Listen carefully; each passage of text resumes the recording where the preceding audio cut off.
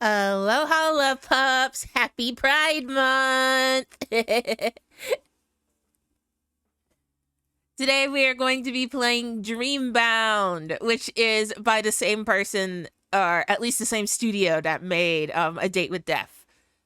So we are not playing as our own character though. We will be playing as this boyo. And I don't know much else about the game because I'm kind of going in blind. So let's go!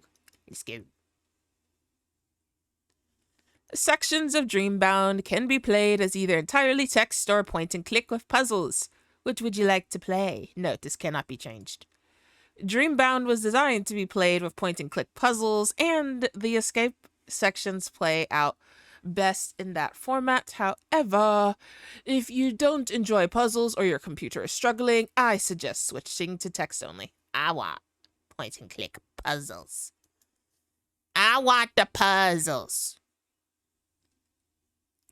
We're at a funeral. It was 2:37 p.m. on a Friday. On this specific day, at this specific time, a funeral was being held. Aw. He was so young. How unfortunate. There would be many more Fridays, many more days where the clock would tick over to 2:37 p.m. Time would Why are you yelling at me already? Why am I being yelled at already? I forgot to hang on.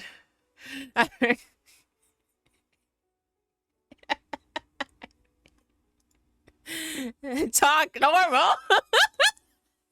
I am talking normal.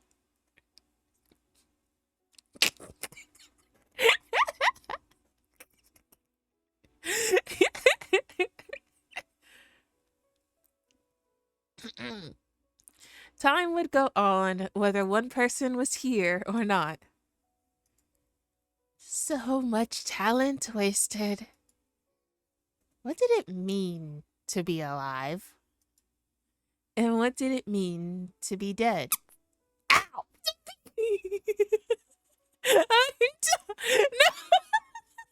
No! Not you guys fighting in the chat for how I'm supposed to be talking. Ow! This is gonna be a night. This is supposed to be serious, guys. You silly beans. Oh shit! Oh, I found the save button, guys. Guys, look what I did. And what did it mean to be dead? His family must be devastated. Actually, you know what I'm gonna do? Hang on. You know what I'm going to do?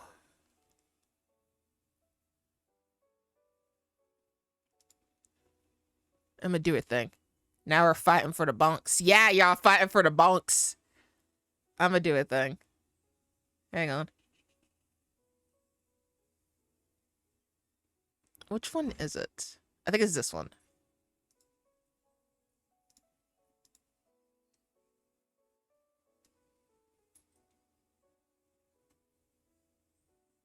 All right, somebody say something in chat.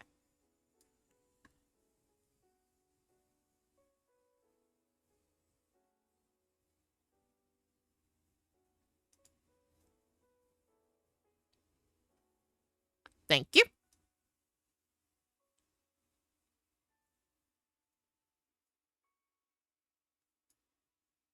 That should do it. You guys can be in the corner over there.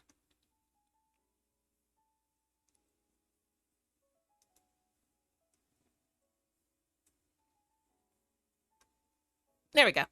His family must be devastated. What did it mean to exist? And when would the existential dread finally cease? A boy with brown hair sat in the corner, alone. To him, that coffin looked much too small. Much too small to hold a soul so large. Much too small to contain an entire existence with all of its history. Noah. Tomorrow, everyone else will go on living. Tomorrow, everyone else will forget.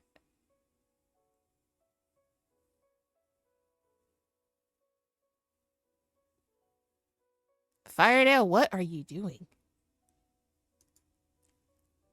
And if not tomorrow, then the next day. One day, everyone forgets. The brown-haired boy held tight to his chest. He would not forget. But even he could not convince himself of these words. I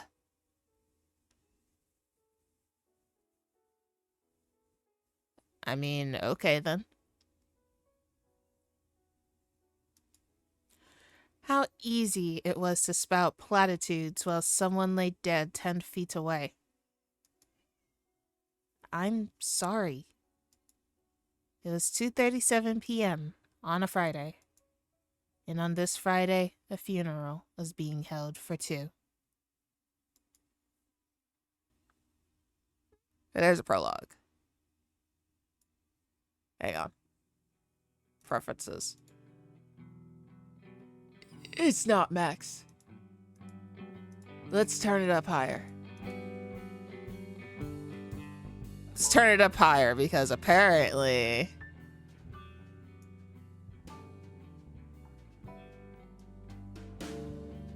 I don't want to turn it up too high. Could have asked if we could hear music. Whoa.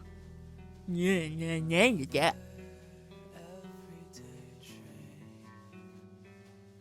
Didn't know this one had lyrics. Okay. I think we're good now. Redo the intro. I'm not redoing the intro. You can Google the intro. You can Google it.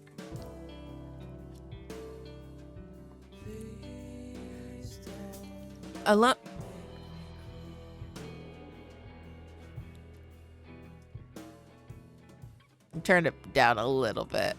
Okay. I think right there should be good. Alone, confined within his prison, the man sits, his back slouched and his arm raised. In his hand, a paintbrush. A weapon in his eyes, perhaps a tool. From it, life should flourish into every corner of a world part imaginary, part very much real. Waves crash onto the white shores. The night sky reflects back on itself, a sea of stars amidst the swirling currents. All is calm, yet not. But, as it were, that world didn't exist. Couldn't exist. It would never exist. It could not be created by this hand.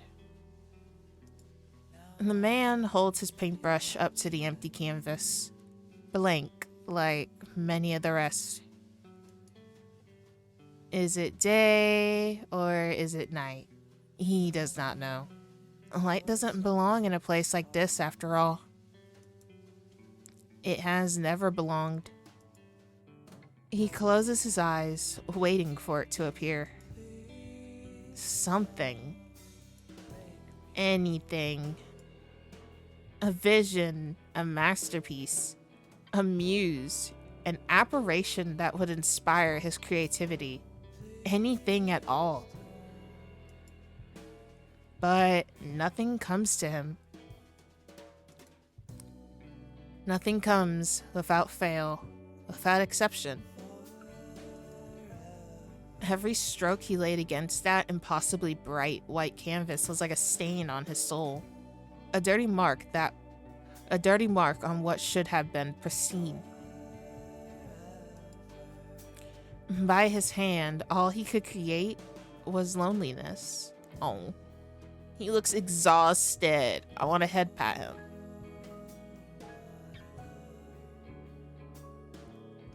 There's a sticker on my head.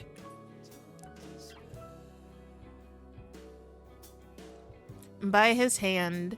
Oh, yeah, I read that. Good night, dragon. Nothing belongs. Nothing would ever belong again, for he was broken. Time moves like this, unfailingly, and eternity passes, or what feels like it, as the clock slowly ticks away. Tick, tock, tick, tock. Never ending. But what is time to someone with no time left to give? His hand shakes. He cannot force it to paint, yet he cannot set his hand down either. Behind his closed eyes, he wards off the tiredness he can feel at the edge of his consciousness.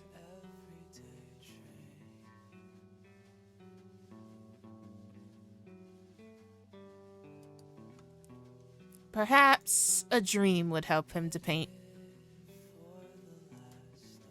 Perhaps if he simply allowed himself to be carried away in that star-filled ocean, inspiration would strike.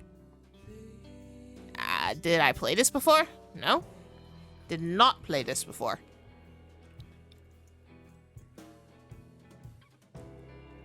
But this game is made by the same people that made A Date with Death, so if you followed them, you've probably seen this game pop up on your timeline a few times.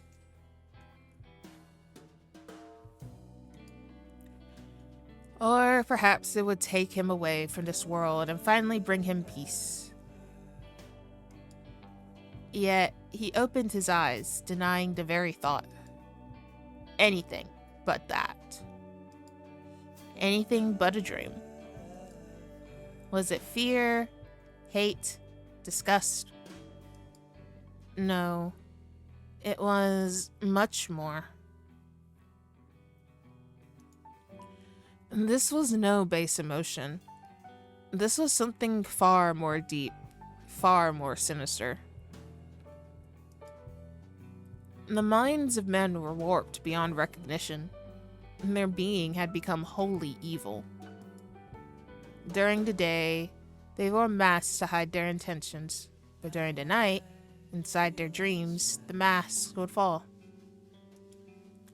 What was once pure and bright was now corrupt beyond repair.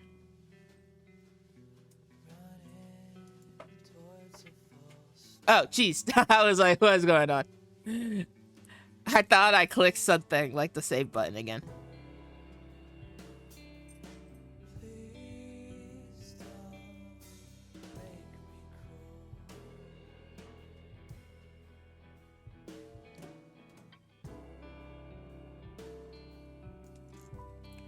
No, you need to stop this at once. You can't live off of this, whatever these scribbles are meant to be. Imagine what people would say about me, about us. Why can't you be more like your brother? It's about time you grew up. You're not a kid anymore. Go throw away all of your stupid little books out already and give this up. No. No, this is all I have. All I have left. I know how that feels, though. Being told to do one thing and that being not the one thing you have a passion for. I mean, yeah, sure, being a doctor or a lawyer or something like that could be financially stable, but would it make you mentally happy, or would you just make you hate living? This is all his fault. Look what he's done to our son. Please, I need something. Here. Just one thing. Let me have just one. A letter laid at rest on the table, unopened. He lacked the courage to open it, too scared to read the words that would shape his life. His fingers, trembling, came ever closer until the feel of the textured envelope brushed against his fingertips. It felt like life. It felt like the future. It felt like the one thing that could pull him out of the deep pit he'd found himself in, slowly being buried alive. He opened the envelope in one fell swoop. Words spread across the page, perfectly ordered. He suddenly felt as if he lost the ability to read. In that dim light, he tried anyway. Dear Noah, it is with great pleasure that I inform you that you have been selected to receive the Cooper Cove University of Art Excellence Scholarship. Each year, only one student is chosen statewide to receive this scholarship through a process of portfolio presentations, interviews, and recommendations from prior instructors. The Cooper Cove Academy of Art Excellence Scholarship provides full tuition for your years at our school. Please note that students with scholarship must be enrolled full-time and maintain a 3.5 grade point average to continue to receive their scholarship. Once again, I congratulate you on your selection for this great honor. We look forward to seeing you on campus.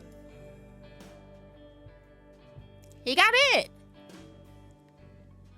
In front of his eyes, the letter turned to dust, floating away on the wind into that imaginary world.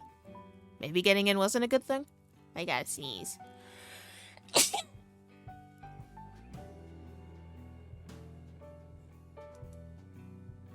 Memories of the past aimed towards him like daggers. They pierced his flesh, but that didn't matter anymore. He was used to it. In fact, he sometimes wondered if he enjoyed it now.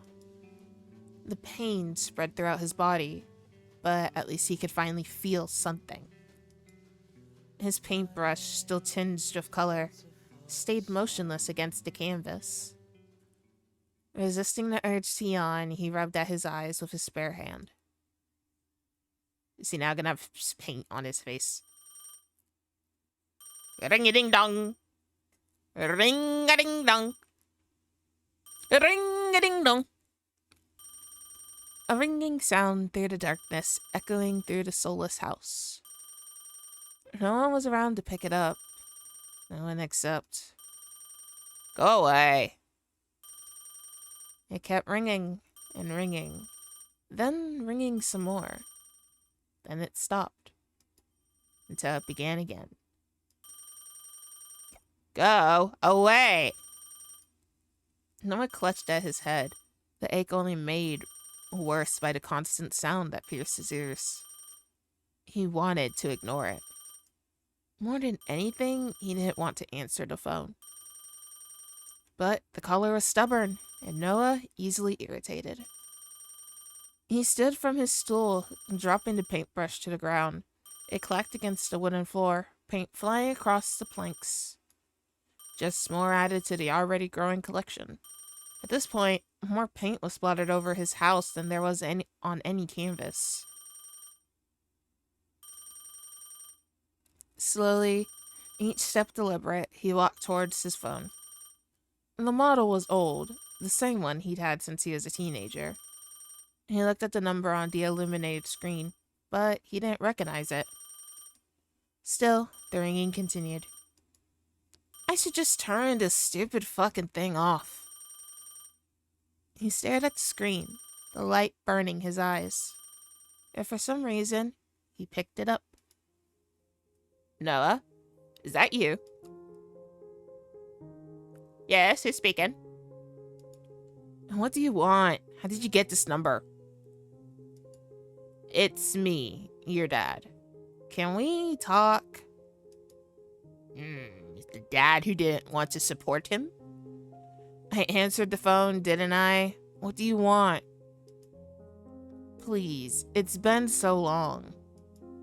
What do you want? Your mother has just passed away. Please come to the funeral, at least. Noah removed the phone from his ears and slid his finger along the screen. It went silent, the other person ever to know what happened. Without a second thought, he switched the phone off and dropped it into the rubbish. So, she's dead. His voice lacked any emotion. Whether this fact made him happy or sad, no one would be able to tell.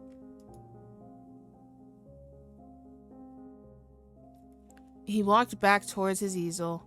On it, a still blank canvas waiting to be brought to life. He threw it to the ground in a heap with the rest of the abandoned masterpieces before sending his foot crashing down towards them, breaking them in half. One after another, he smashed them into pieces soundlessly. Not a word or a cry escaped his lips. Only a silent fury. Not at his mother's passing, only aimed towards himself. Finished, but not feeling any more fulfilled, he dropped to the ground and curled into a ball. His eyelids felt heavier and heavier, until finally he found sleep.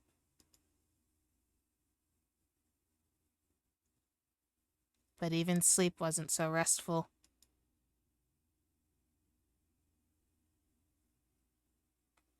Noah woke to the sound of a key turning in a door, and the same door opening slowly. Footsteps started off slow before they sped up, coming directly towards him. But he didn't flinch or turn to look at who it was. If someone wants to kill me, let them. If they want to steal any of this shit, go for it. I don't care anymore. I don't care. So just let me die. Oh, Noah. Noah? What are you doing on the ground? Are you okay? Noah should have realized who it was, yet he somehow felt disappointed. It would have been better if it was someone here to kill me already. Go away. I'm resting. You have a perfectly good bedroom, one room over. Come on, let me help you to bed. I don't want to. Just leave already.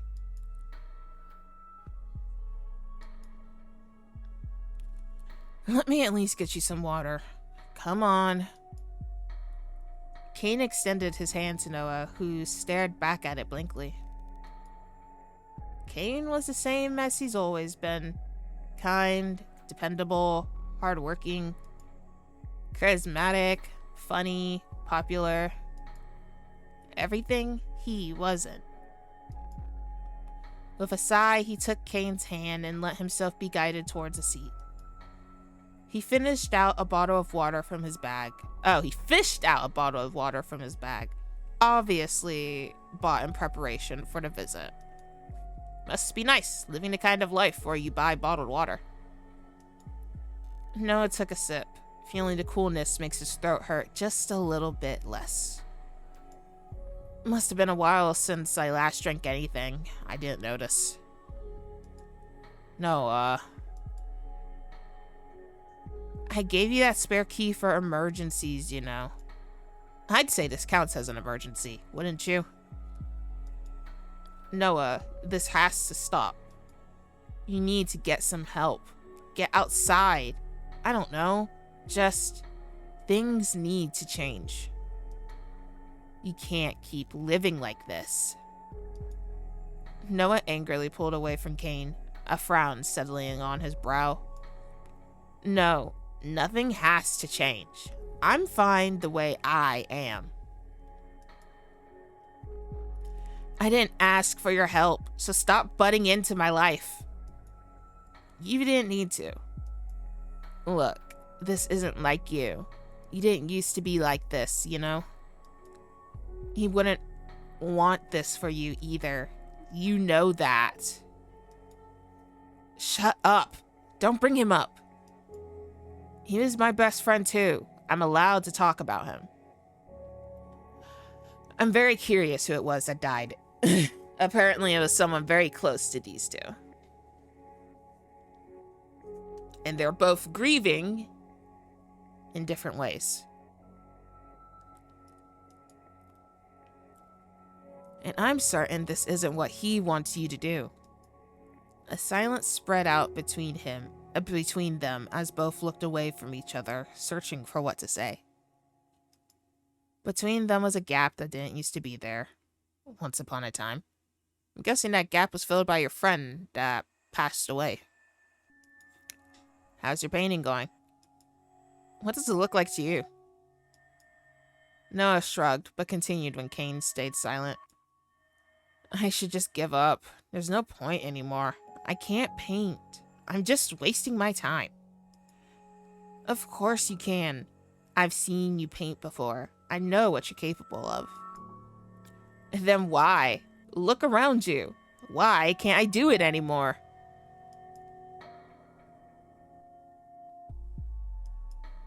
It's too late. Everything feels dirty. There's nothing worth capturing left. I'm chasing a light that doesn't exist. But look, you have plenty of nice paintings around. Noah looked between them. They morphed in his mind, becoming too ugly to even glance at. They're nothing. Less than nothing.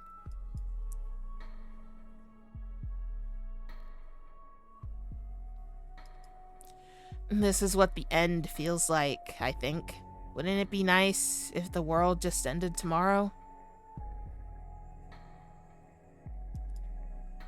You know, maybe going out and experiencing some new things would help to spark your passion. Meeting someone new. Meeting new people would be good for you. There's no point. I'll die surrounded by my blank canvases, and then finally I'll have my only masterpiece. Noah. As if unsure about what to say, Kane found the remote and turned on the old small TV. A news presenter dressed impeccably read out the news with so little emotion you would wonder if she really cared about the words leaving her mouth. Next up, we have some breaking news from directly on the scene. A number of bodies have been found with strange flower-like markings, first believed to be tattoos. Analysts say that no ink, pigment, or burn marks are featured on the victims, which has ground the investigations to a halt until they can find out what these markings mean. What do you guys think? What do these strange flower-like markings mean? Do they have something to do with our friend's passing? Do they have something with the reason why Noah can't paint anymore? Tune in next time.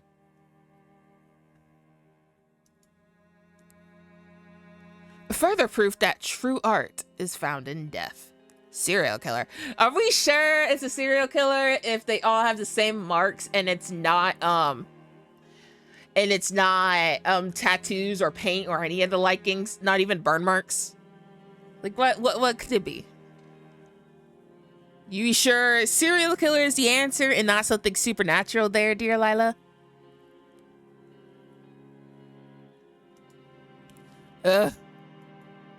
With a disgusted sound from deep in Kane's throat, he switched the TV off as if deciding that silence would be better.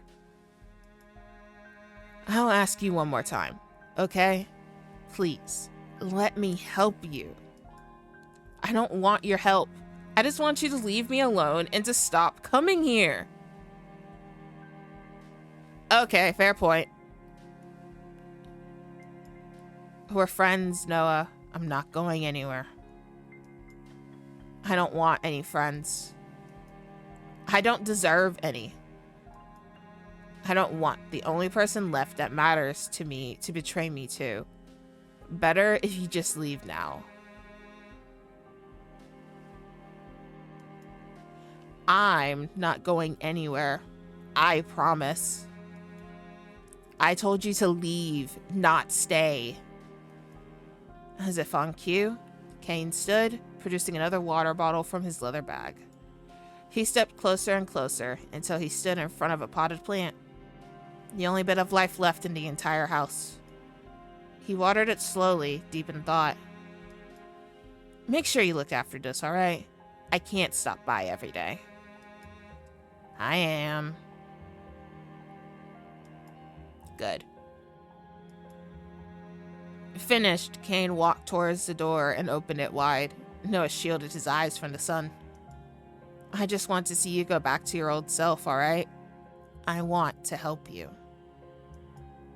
He doesn't exist. He shut the door with a soft thud. Once again, he was alone. How I prefer to be. Noah stood from his stool and wobbled as the room spun around him. His head still ached, and he could feel a deep hunger in the pit of his stomach. When was the last time I ate? Uneasy on his feet, he slowly found his way into the kitchen.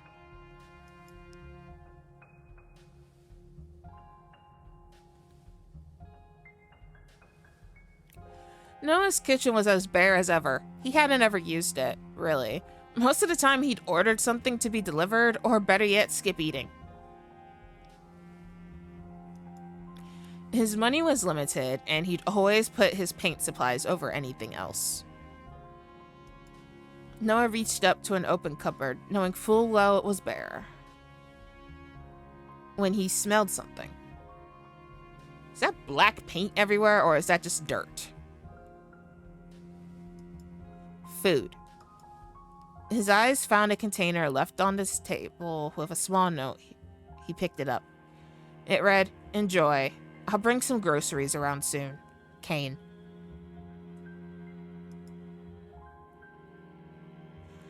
He wondered for a moment whether he should accept it or not, but eventually his stomach won out against his stubbornness, and he sat down at his dining table alone to eat it. While he sat, he thought. He really hated it when he thought. How easily he can just come and go when I'm stuck in here, like a corpse in a coffin, buried alive. But what of it? I don't care anymore. That sunlight that I haven't seen for years, it suits him, not me. My friends, my family, all fake. Twisted, corrupted. Just like me. Nothing is pure. Nothing. Except... He brought the fork to his lips, slowly nibbling at the home-cooked food Kane had brought. Still a good cook. Really does have everything going for him these days. Suddenly, he froze, a terror crawling over him.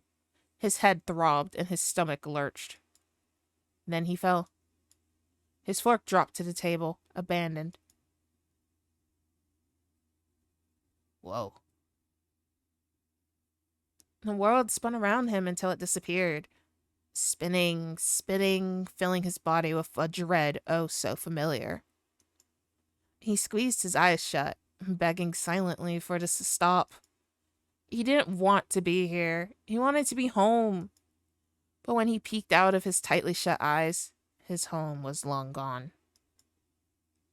His surroundings were still blurred around him, and his body felt as if it were being ripped in all directions, as if at any moment he should be torn into shreds. But he wasn't. And he knew this feeling well. We're in a desolate wasteland of glitchy McGlitchersons. With a thump that he didn't reflect how long he'd been falling, he hit the ground. When he opened his eyes again, he saw darkness all around him. Not a human darkness, but a darkness that was something more. Something sinister, something threatening. A place no one belonged. Noah quickly got to his feet and checked himself over. No injuries. His eyes darted around the bleak, dark landscape. Nothing stood out to him. No one awaited him. This isn't what it's usually like. What's going on? I want to go home. Please, I just want to go home. I've been bunkied again! Bento! Hi, Bento! Howdy, howdy, howdy! How are you? But he knew full well what was required of him. His footsteps were slow and careful before speeding up in desperation, searching for the person who could free him from this nightmare. I'm good. I'm glad to hear that you're doing good. He walked and walked, and then walked some more, until his feet ached with deep blisters. Ow. Yet he still walked, because the alternative wasn't something he wanted to face. Behind him, nothing. In front of him, nothing. It was... If he was walking in circles, he wouldn't have known. His feet ground to a halt when he finally saw something. Or someone. A man, curled up into a ball, sitting in the distance. Hello, Kalea. Darkness surrounded him, threatening to take over his very essence. The man looked up. His eyes were hollow, filled with sadness. Their eyes locked. My father? Father? Father, help! Wait, no, we don't like our dad in this game. Dad, didn't support our dreams until it was too late. Why would I be brought here? How? His mind raced as he tried to come up with any reason, any excuse. The man called out to him, but his words were lost in the shadows, never to be heard. Yeah. Noah, still frozen, couldn't decide whether he should approach him or run away. I want a drink. His heart yelled at him to run, to put as much distance between them as possible. But his mind saw his only ticket out of here. Before he could make a decision, a dark mist started to roll in from a place unseen. It spiraled and spiraled, twisting and turning until someone stepped out of it. Another person, surrounded by shadows. His steps were slow, but not deliberate, perhaps. With purpose. He approached the curled-up man with his heavy steps. Suddenly, the man's voice traveled to Noah. Noah? Noah, I want my son. Please, give me my son back. The shadowy man raised his arm. In his hand, what looked like a gun. Gun! Bang. Oh no. There was no hesitation. No pause. Did he just execute our dad in front of us? Huh? What? Just a single shot through the head. Execution style. Brutal.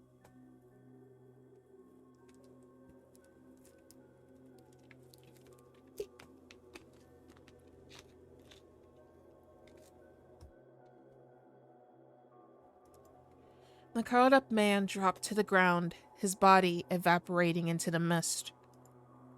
And the world shook around them. Mountains of shadows came crashing down. The whole world threatened to cease existence in a mere moment. Noah's eyes darted around, searching for a place to escape to, when he finally looked back towards the man with the gun. Hello, stranger. And as the world came crashing down around him, he swore that the shadowy figure was looking right back at him too. Whoa. An empty, eternal darkness. Why is darkness always seen as cold anyway? If anything, Noah felt like he was surrounded by an intense heat. It was too much, too overwhelming.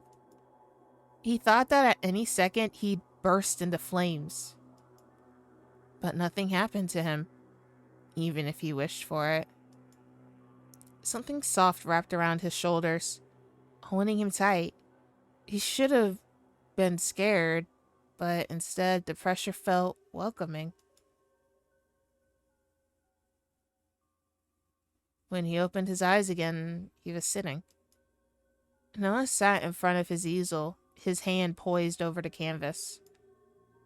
His hands were covered in a splattering of paint. It cracked over his skin, already dry. Were we painting? Did we dissociate and we just painted that whole entire scene? Is that what we did? I'm a quick save. The darkness that surrounded him suddenly felt light after the place he'd escaped. Noah paused in surprise, his eyes glued to his canvas. On it, a painting of pure darkness. A reflection of a dream. We so did dissociate that whole thing. We painted what we were thinking. How could this be? I wasn't here. At first, he wondered how. Then why? Before his mind settled on an answer that didn't answer anything. It's perfect. At some point, the brush had dropped from his hand and landed on the floorboards. Just another splatter amongst a sea of color. He couldn't look away. He wouldn't. Not when this was everything he'd been waiting for. This is it. Jumping to his feet, he lifted the painting from its place and carefully put it to the side. Who would have thought that which I detest would create my finest piece yet? And all it took was a single dream. He sat back on his stool and slumped forward, deep in thought.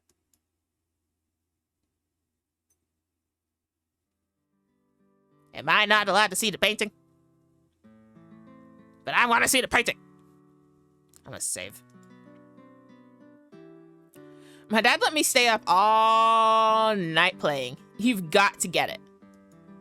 As if my parents would let me skip out on studying to play games. You won the parent lottery.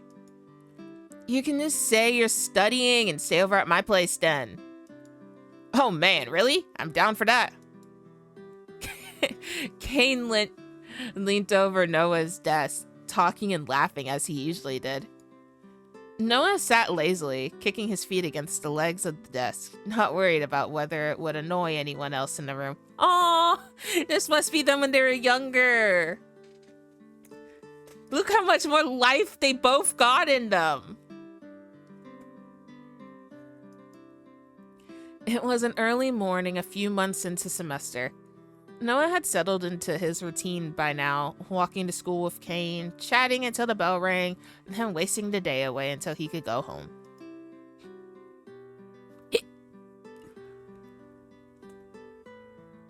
Of course, there was more to it than that.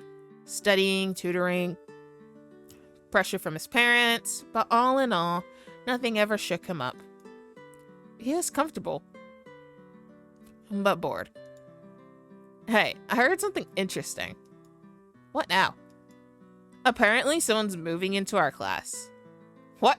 At this time of the year? No way they'd be able to catch up with the workload. No, for real. My dad said so, and your dad's on the board of directors. Yeah, you say it every time. And do you think he'll be a cute girl? Yep, these are definitely high schoolers. Too cute for you, that's for sure. Ouch, my heart. It's fine. You're the only one I need. Kane fluttered his eyelashes, putting on a voice so clingy that Noah physically recoiled. Ew, hopefully it's a guy so I can make a new best friend. I think something's wrong with mine. You can try. Who else would be able to put up with you? Step, step, step. The door opened as someone walked carefully to the front of the room and behind the desk. Their teacher, Mr. Floyd, stood in front of the classroom before clapping his hands. All right, take your seats. I have some exciting news today. The class chattered endlessly as the students did as they were told, an excited buzz spreading through the room. As some of you may have heard, we have a new student joining our class today. He's just moved here from interstate, so make sure to help him if he gets lost with anything. So a boy. Guess Kane was wrong about that one. Noah leaned his elbows against the desk, resting his head in his hands. For some reason, he didn't find himself all that interested. Anyway, I'll let him introduce himself. You can come in now. A pause. No one opened the door. For a few moments anyway. Slowly, the door opened wide and someone stepped in. Noah sat up in his seat, his eyes locked on the boy that entered. Hey, he was in the, intro thingy. Blonde hair and deep green eyes. He didn't hesitate any longer. He stepped in front of the class with the brightest smile Noah had ever seen. I feel like I know these intros by heart now. It's nice to meet you all. My name's August, and I've just moved here with my dad. Actually, we move around every couple of months, so I've been to around 7 schools already. A few students gasped in surprise, hanging on to every word he said. Rather than sounding like a well-rehearsed speech, his words flowed naturally and calmly, without a single nerve to be heard. It certainly did seem like he was used to making such introductions. Still, I hope we'll be staying here for a while longer. At least enough time to get to know you all. August is a pretty name. I thought it would be a girl with a name like that. What does your dad do? He's a photographer, so he's always traveling and moving. I had the option of staying behind with my grandparents, but I decided to go with him. Whoa, so awesome. I wish I could travel that much. What else to say about me? I like sunsets and long walks on the beach. The room exploded in laughter, but Noah couldn't even manage a giggle. Something about the boy captivated him, caught his gaze, and held it there. He was afraid if he even moved a muscle, the boy would disappear. And so he stared silently. All right. Enough of the dating app intro. Make sure you all make August welcome and show him around later, okay? Go take a seat. There's a spot free over there, next to Noah. Next to me! Oh, Noah! Noah waved meekly, and August did the same in return before taking his seat. Whatever was said for the rest of the class, Noah didn't know. He twirled his pencil between his fingers, his workbook abandoned. His elbow rested against his desk as he snuck glances towards August's profile. Every now and then, he would shift, making Noah jump and look away. His profile is almost pretty. Almost pretty, Noah. You've been looking at him for the whole school day. Noah, my boy, I think you have a crush. He continued staring at the boy. Well, not even almost. It is pretty. With that thought in mind, August's eyes finally met Noah's. Noah froze, unsure if he should quickly look away and pretend he hadn't been staring, or if he should just smile and act natural. Lila.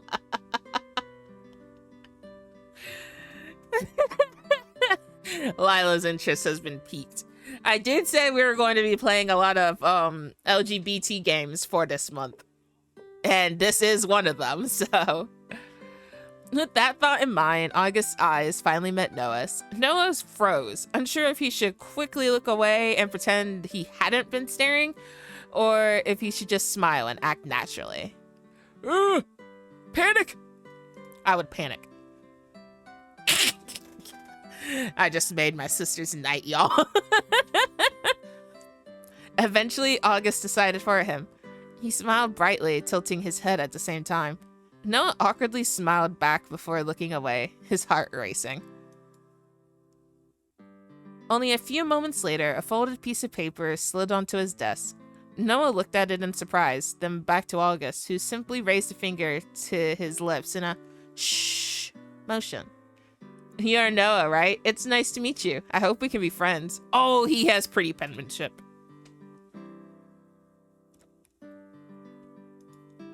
He put a nose in his smiley face. Did he? Oh, he did.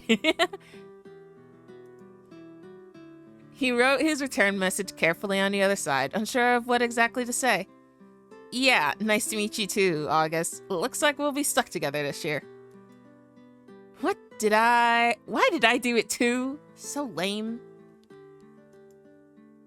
When Mr. Floyd turned his back, Noah quickly scrunched up the paper and tossed it towards August, who meticulously flattened out the screwed up ball and read the message. Done reading, August propped his elbow up on his desk and rested his chin on his hand, copying Noah's posture, and smiled towards him. Noah's mind went blank, and the rest of the lesson passed in a blur until the bell for lunch suddenly rang.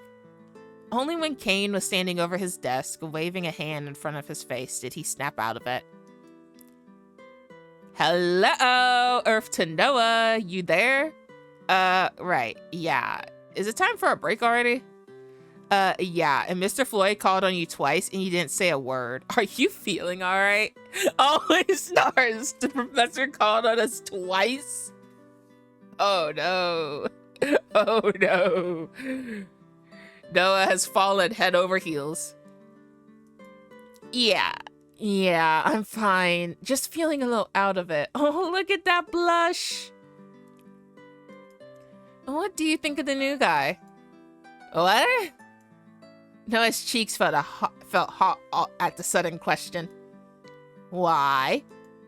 I don't know, just making conversation. He seems nice. Has a nice smile, too. Right. Well, I guess we should go greet him, too. Want to go over now? No. I mean, I'm sure he has a bunch of people hanging around him right now. Wouldn't want to crowd him. The rest of the classroom was empty. Everyone else had already cleared out, either to eat or chat with friends. August had obviously been pulled along to have a tour with their other classmates. Yeah, seems like he'll be a little hard to get a hold of. Later then. Wanna go get something to eat? I brought food, so I might just eat here. Whoa, you sharing? Don't be stupid. Your lunches are way better than mine. What can I say? I'm something of a chef de cuisine. Oh, my stars, Kane.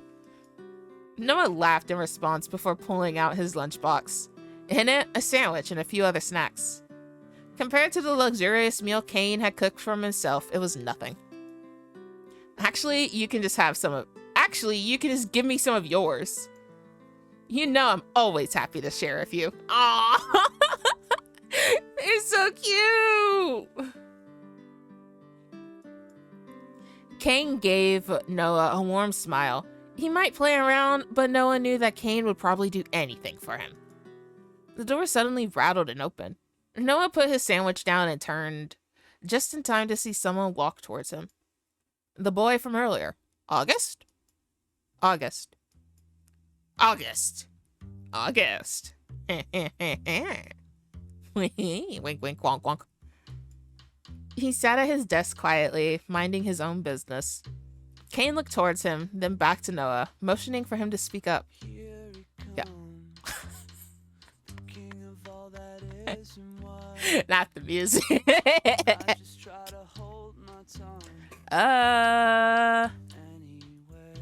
You okay? Oh, just a little tired. I thought I could probably hide in here for a little bit. My name's Noah, which I guess you kinda already knew. And this is Kane. You wanna eat lunch with us?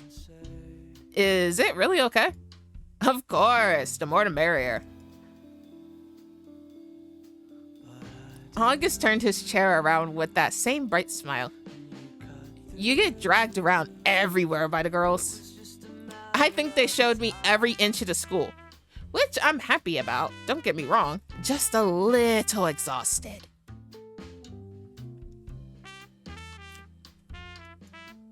I liked your introduction, by the way. What a stupid thing to say. God, I'm so lame. Ha, really? He laughed a little before looking down. I was a little nervous, honestly. It's hard coming in front of new people and talking about yourself.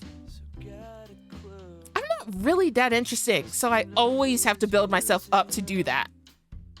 You You certainly broke the ice. You're gonna fit in well around here. I can tell. Why did Lila get whacked? Thank you. I really hope so. His voice was gentle and calming. He had an air around him of brightness. Oh. I'm gonna go buy a drink. You two want anything? Just the usual. Do you want me to come? Mandy's a booty. That's why you got whacked.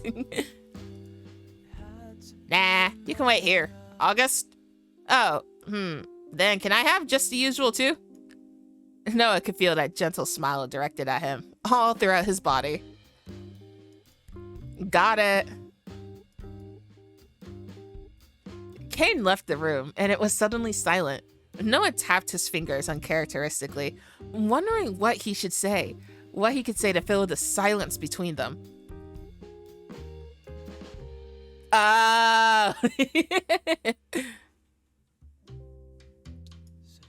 Psst. What's the usual, by the way? Just a cola. Phew. I wanted to sound cool, but if it was coffee, I would have made an embarrassment out of myself. Yeah. Noah is so cute. He's so in love.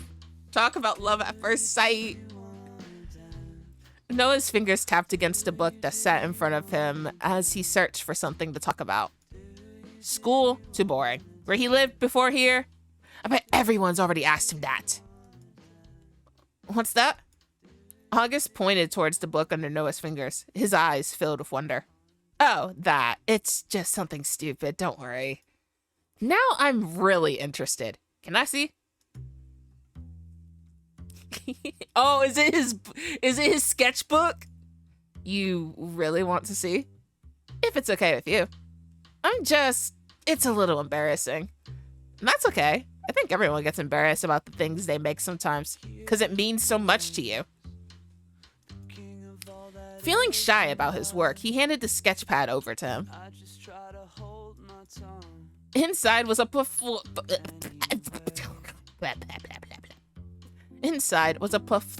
of drawings, sketches, and scribbles of anything and everything that had caught Noah's attention at one point or another.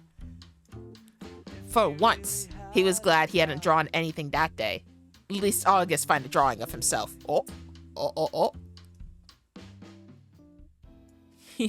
So cute. You drew all of these? Yeah, sorry. I said it was stupid. These are amazing. They're so beautiful. Aww. No, they're just... You have so much talent. His eyes were filled with so much wonder that Noah couldn't help but respond in earnest. I actually want to become an artist. I know it sounds dumb, but... Amazing. You're really amazing. You'll be a fantastic artist, I can tell. Have you ever tried painting? Oh, I haven't. I can hide these sketchbooks at home, but I think my family might notice if I brought in an easel. Why would that matter? And they don't really like me doing art. Lame!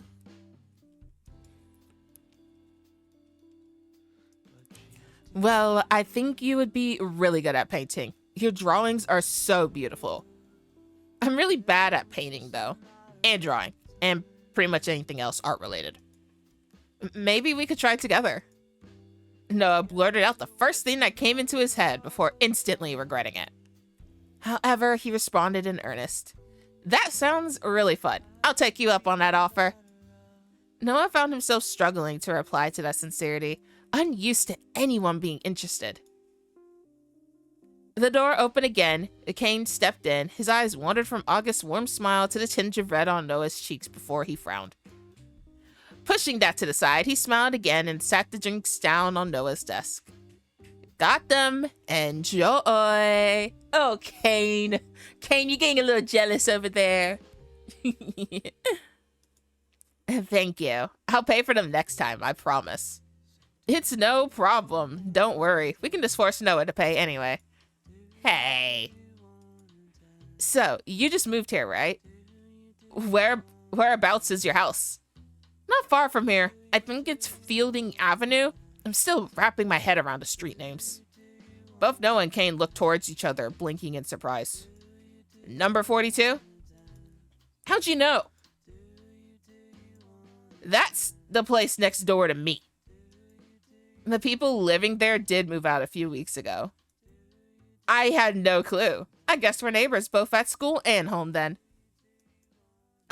Maybe we could walk home together. I mean, if you're not busy. Yeah, I'd like that. I mean, it's probably the safer option too. I might get lost somewhere. My dad always told me that if you drop someone in the middle of the woods with a broken compass and half a map, they'd still have a better time finding their way out of there than I would. The bell rang again, signaling the end of lunch. August shuffled back to his desk while Kane gathered his things. Oh. Next to him, August dug through his pile of books before frowning. I think I left my math textbook at home. Mr. Floyd laughed, waving his hand in a carefree manner. You can share with Noah for today. Try to remember for next time. Yes, sir. August carefully dragged his table and chair closer to Noah until the two were sitting shoulder to shoulder. All right, everyone, open your textbook to page... Oh, God, why did I leave it here last time? It's gonna be 69. It's gonna be 69. Go on. Say it, Mr. Floyd. Yes.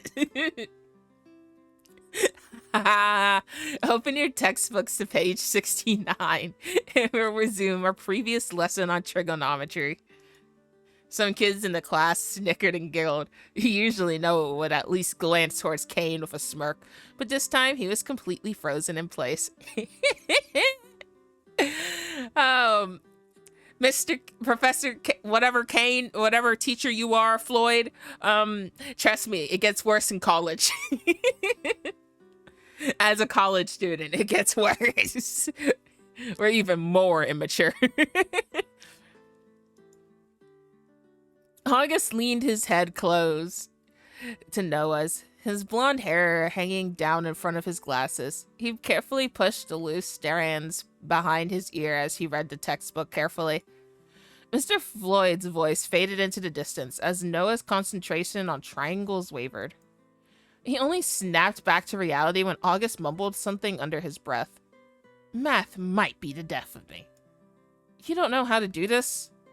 Don't laugh, but I usually only just manage to pass my math tests. I promise I'm better at my other subjects. Do you want to work together on these then? Noah tapped the problem on the text in the textbook with the end of his pencil. Really? Thanks, Noah. Math will also be the death of me too. Don't worry, August. I also suck at math. Noah somehow, the name sounded just right rolling off of his tongue. Noah swallowed hard, then finally pulled his eyes away from the blonde boy. I need to concentrate.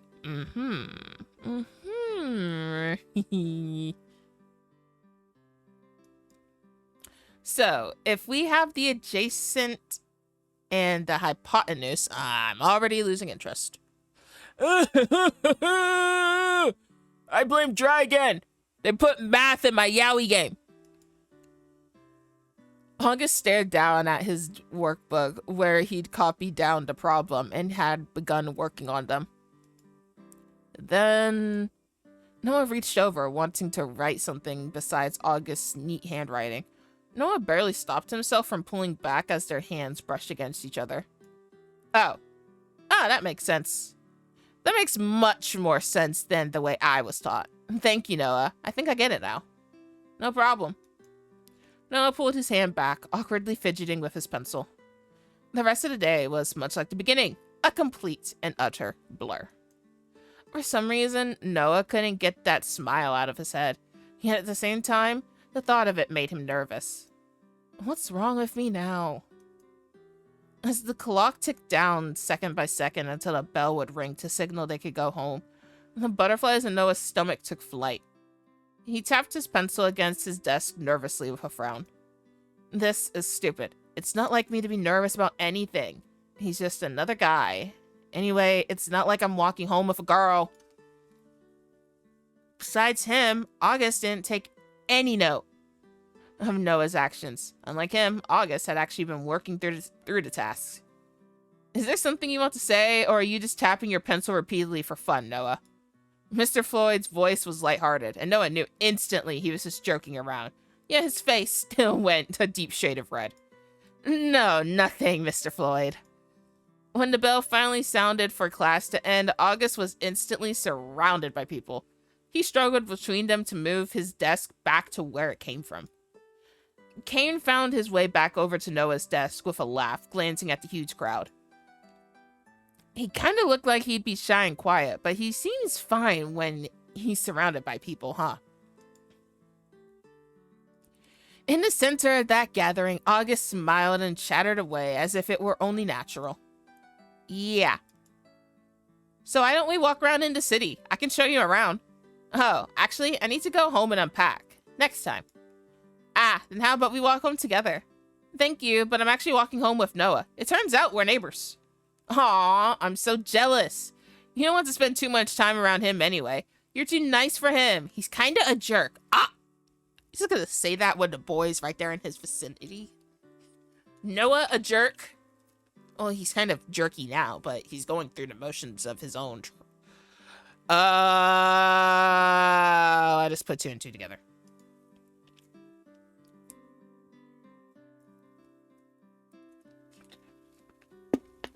I now know whose funeral it was. I got so caught up in the happiness. I forgot what happened at the beginning of the game for a second there. Noah froze at the comment. It's true that he wasn't particularly close to his other classmates, but he had no reason to become friends with them all. He had Kate. Thanks for the compliment, but I think he's probably nicer than I am. Also, I don't think it's nice to talk about people behind their backs. Anyway, I need to go. Thank you for showing me around earlier. August waved them off before joining Kane by Noah's desk. Shall we leave then? Do you live nearby as well? Just across the road, actually. Amazing. This is like fate meeting you two. Yeah, right, fate. Noah stood from his seat and gathered his things, dropping his art book into his backpack, with everything tucked neatly away before they left the school. Quick save.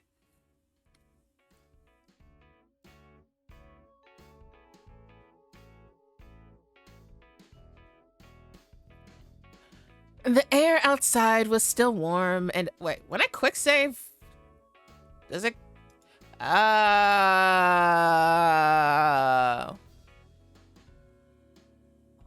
That's where it goes.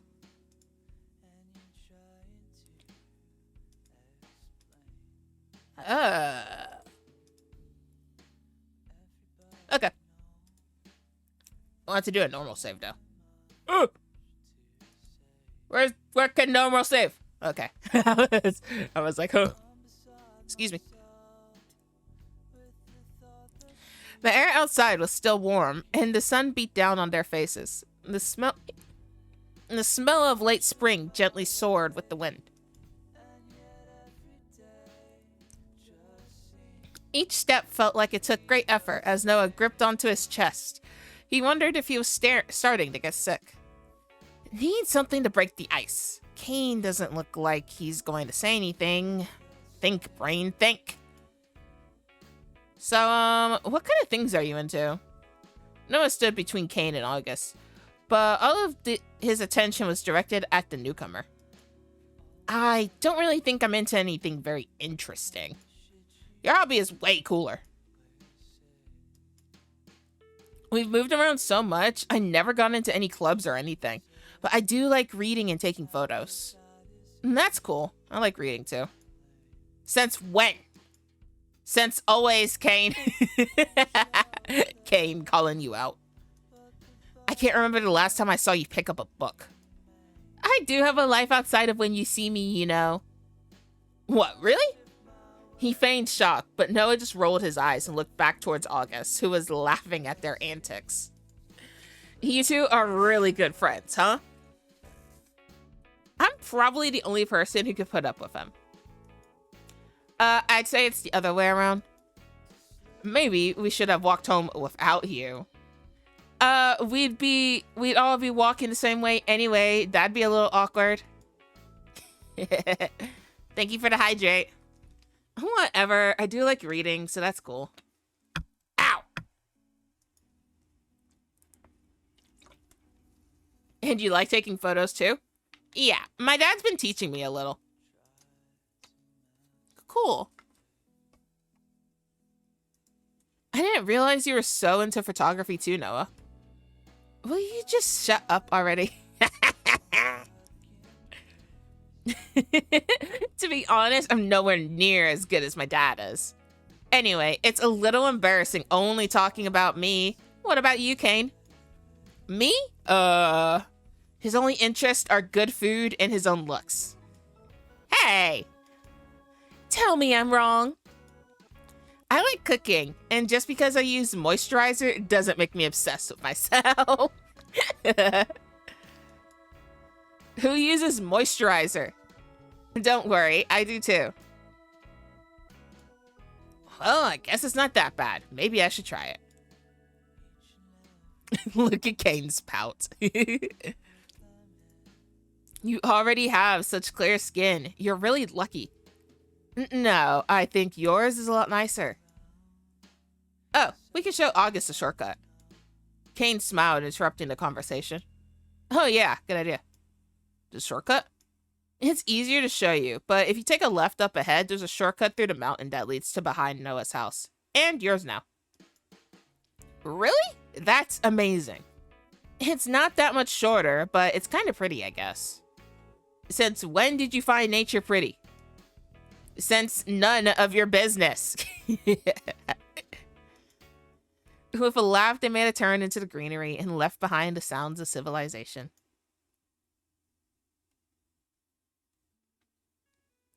As the sound of traffic dimmed, so too did the sound of the wilderness begin to settle around the trio. August looked around in wonder with wide eyes. It's beautiful. This really is a beautiful town. I'm sure you've lived in much cooler places than out here. Nothing ever happens. Nothing ever changes. Well, I've lived in a lot of places, but nothing like this. I'm so jealous you get to see this every single day. Oh, well, we can just walk this way together again if you want. Not much choice if we're all walking the same way. Kane cut into the conversation, taking a few steps to walk ahead of the two. The ground was uneven. Stones that once made up a path, broken and reclaimed by nature. Noah and Kane had traversed this terrain all of their lives. August, on the other hand, watched the ground carefully, cautious for anything he could trip on. The ground's a little uneven, so be careful. If you need a hand... Wah! Before Noah could even finish the sentence, August stumbled over a tree root that had forced itself out of the ground, and he fell forward, straight towards the edge. With lightning speed, Noah grabbed August's hand and quickly pulled him back onto the path. Are you okay? Wow, that was close. I'm fine. I'm totally fine. I should have watched where I was going. Thank you. Noah? Thank you, Noah. What would I have done without you? It's no big deal. Just be careful. I will. Try, at least. Noah looked down to where his hand was wrapped around August. It felt warm. Warm and comforting. He blinked a few times, staring at the pace they had connected. Huh? Oh, sorry. I got a little distracted. Noah quickly ripped his hand away and rubbed at the back of his neck. Kane turned away from the scene and continued onwards. August, ever with a smile on his face, raced to catch up. Quick, Noah, before we get left behind. We're nearly there. See that river over there? Whoa, a river as well? Once you reach the river, you know you're nearly home. See over there through the trees? This really was a shortcut. In the summer, you could swim there too. If I'm here in December, then we should go together.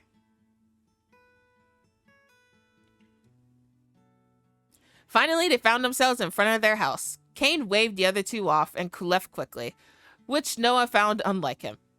Noah wanted to say something, but he couldn't think of what. Well, see you tomorrow. Do you want to walk to school together tomorrow? Oh, yeah, that would be cool. Ahunga smiled at him again, soft and sweet. Aww. I'm glad. See you tomorrow, Noah. Noah found himself locked in place as he watched August walk back towards his house. It was only a few minutes later he managed to snap out of it and enter his home. Welcome home, dear. Did you have a good day at school? Yeah, it was all right. Let me take a quick look at your notes. Just want to make sure you're doing your work. I did it. You don't need to check them. I left them at school anyway. And then bring them home tomorrow. Do you understand? Why? And do what your mother tells you to do. His father grunted from the sofa, still dressed in a suit from a hard day of work. No one knew he couldn't argue with either of them. Fine, whatever. Did you notice someone new moved in next door? They both froze up, as if an uncomfortable subject was mentioned. Yes, unfortunately. There's a new guy in my class. Actually, we walked home together. Noah, you shouldn't be spending time with someone like that. Huh? What? Why? Just listen to your mother. Hold up now.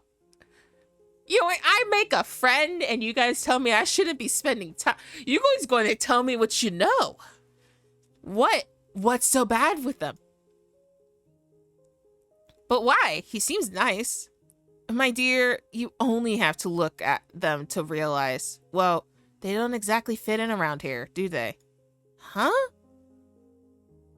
What do you mean they don't fit in? How to say it? There's no women in their house. I worry they're a little too feminine leaning themselves, if the father has anything to go by.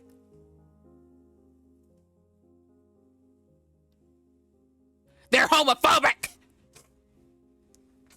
Ooh. Ooh. No.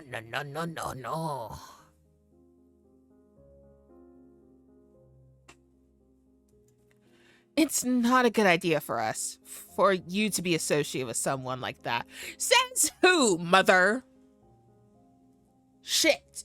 Fuck. Hell no. Did not just say that. I don't know what you're trying to say. The boy's father turned up on our doorstep yesterday. I don't know how someone like him managed to afford a place here, but they obviously don't belong. Photography? Pfft, he should be getting a real job. Oh, I hate them. I hate them. I hate them already. That's right. They don't look like they have the money to be here, so we sent him off. I don't want to be embarrassed in front of the neighbors. He just moved in! What the fuck?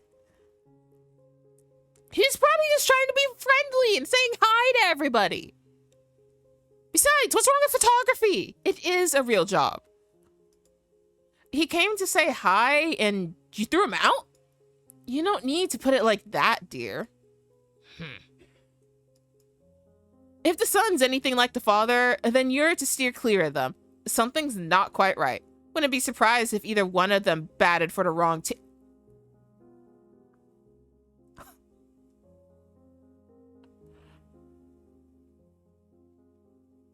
I hate them. Ooh, just go. I hate them already. Noah frowned at their word. I was mad at that little description we got at the beginning of the game, but now I'm even more mad. Ooh, grinding my gears. But, no buts. I'm button. What you gonna do about it? Upset, Nora stormed out of the room. God, that make me so angry. Noah dropped his backpack to the floor and pulled out his sketch pad. Filled with anger, he lazily scrawled lines over a blank page. Why do they have to care so much about how they're seen? Maybe I should go apologize to them.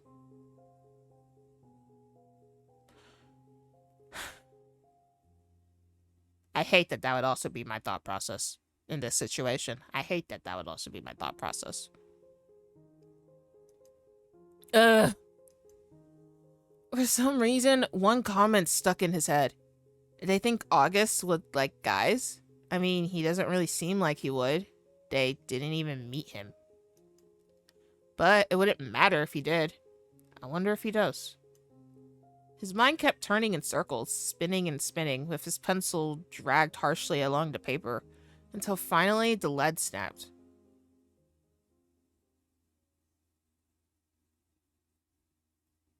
We're already on chapter 1. Hang on. I like to save. Yes.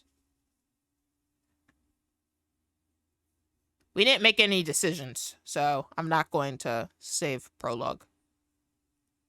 No, quit. Ooh, his parents make me so mad. Alone. It was an inescapable fact. He was unlovable, detestable, undesirable. Nothing he did could help him to escape that. No matter where he went, those eyes filled with hate would follow him. Their gazes would burn him alive where he stood. Their words would pierce him like blades, stabbing down to his very core. His essence would darken and crumble away into nothingness. You deserved it, they would say. If you'd listened to us, this wouldn't have happened, they would scream. Why couldn't you be normal? A cry would sound. Even here, far beyond where those words could find him, he would still feel them in his chest, in his mind, in his heart. You will always be alone. Always. No one else could love you. No one else could put up with you. So just curl up into a ball and die already. Whoa! Who told you that? That is some bullshit right there. Everybody is capable of being loved.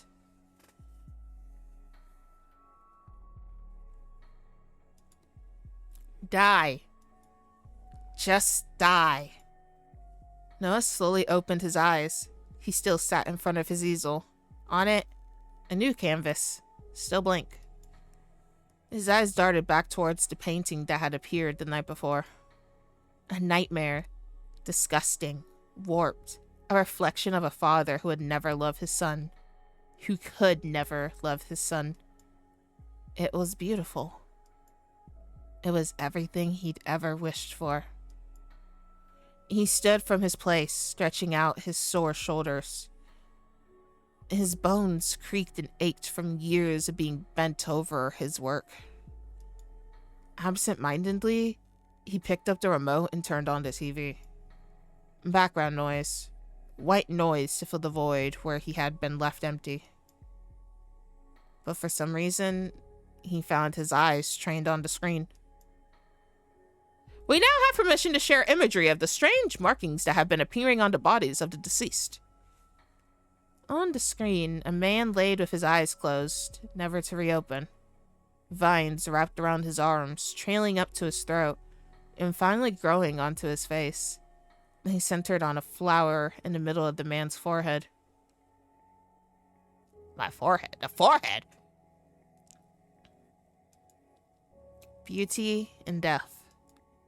This man was found in his home late last night. Previously, his wife was found in the same condition. Police are still investigating whether foul play was involved. The camera zoomed out to show the rest of the man's face. Noah froze. His eyes traveled to his painting, then back to the screen. It was his father. There was No doubt about it. His dad died? We just talked to him on the phone. What? What?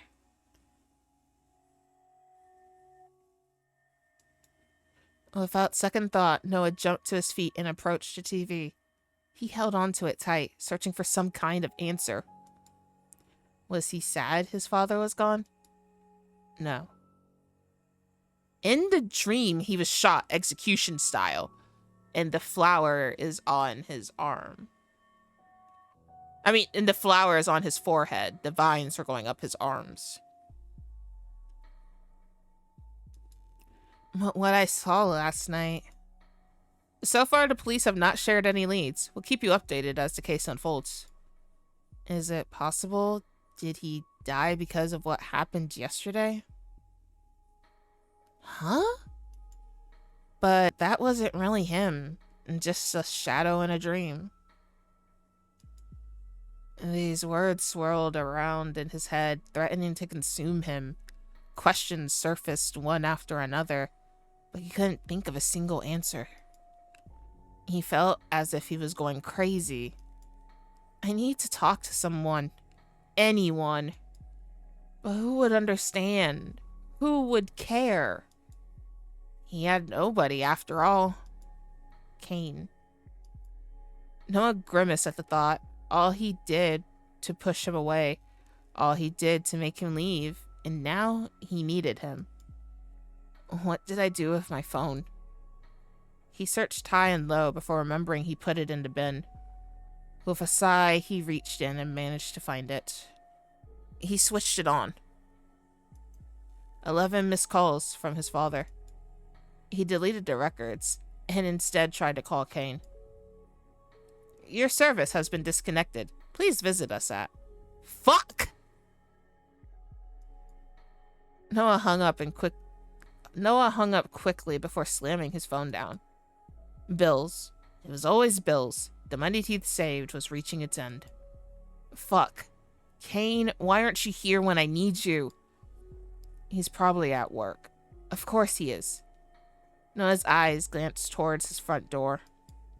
For a moment, he wondered what life would be like if he had a job, a family that cared, colleagues, friends, a life, perhaps a lover, a pet.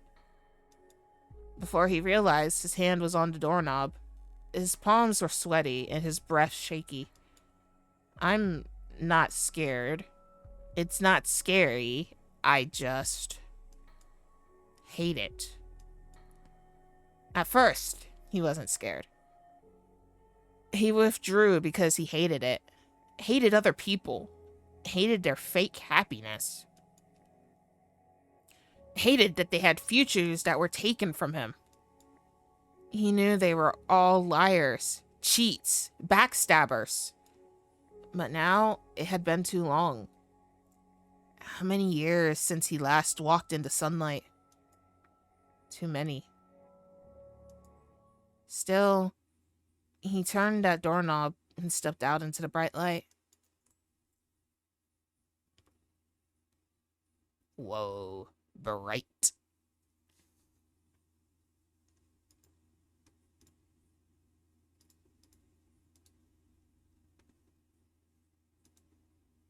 A mirage of happiness spread before Noah. Sunlight fell upon his face. In the distance, a dark storm cloud rolled out. He raised a hand to cover his eyes, unused to the light. He thought it would feel good, the sun on his face after so long. But it didn't. It felt wasted on him. His eyes glued to the ground. Noah walked down the sidewalk, careful not to meet anyone's gaze. He wandered and wandered, every step further from his home, his comfort, making his heart beat even faster. I think I know where Kane works. I should know the way. His uneasy steps continued. A group of teenagers came barreling down the path.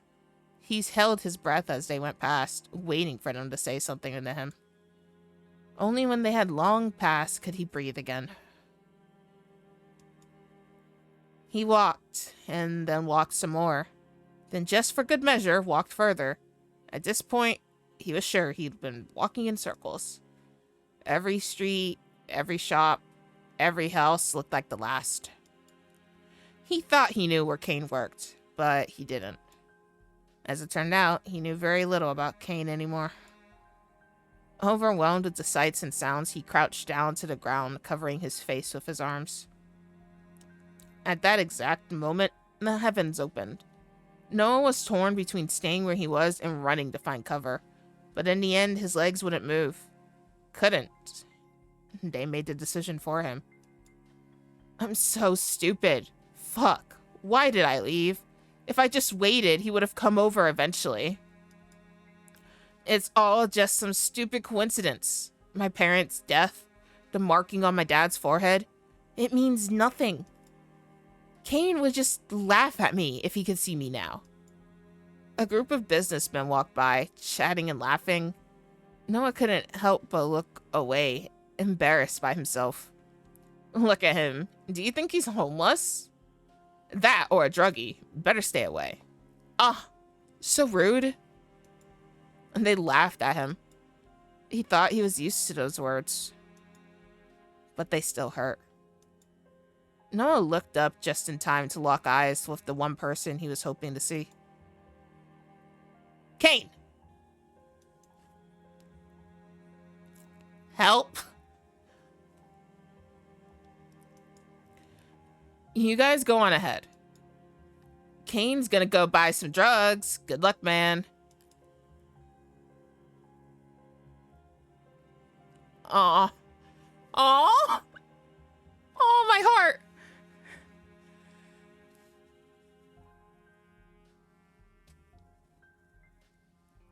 Kane ignored the others and jogged over to where Noah was still crouched on the pavement. He quickly tipped his umbrella to cover Noah. Noah, what are you doing out here? What's wrong? Kane, I was looking for you. You should have called. It's just lucky I happened to be walking past. My phone's dead. Didn't pay the bill. Right. Sorry, I should have guessed. My parents are dead. What? Kane's face said all the words he couldn't think to say. Noah, I'm so sorry. I know you didn't have the best relationship, but how do you feel? About them being dead? Nothing. Even if you hate them, I'm sure you're not feeling nothing right now. I can't even say I hate them. It's been too long. It just burnt out. I don't have the energy to hate them anymore. Noah. With a frown, Kane helped Noah to his feet, brushing off his clothes.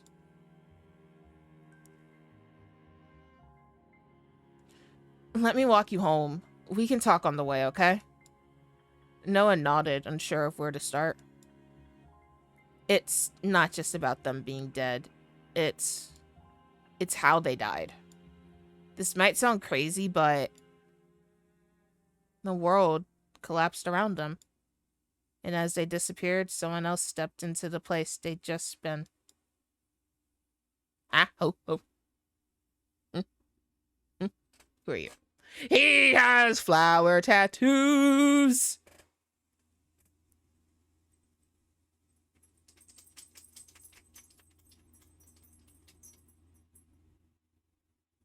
Falling.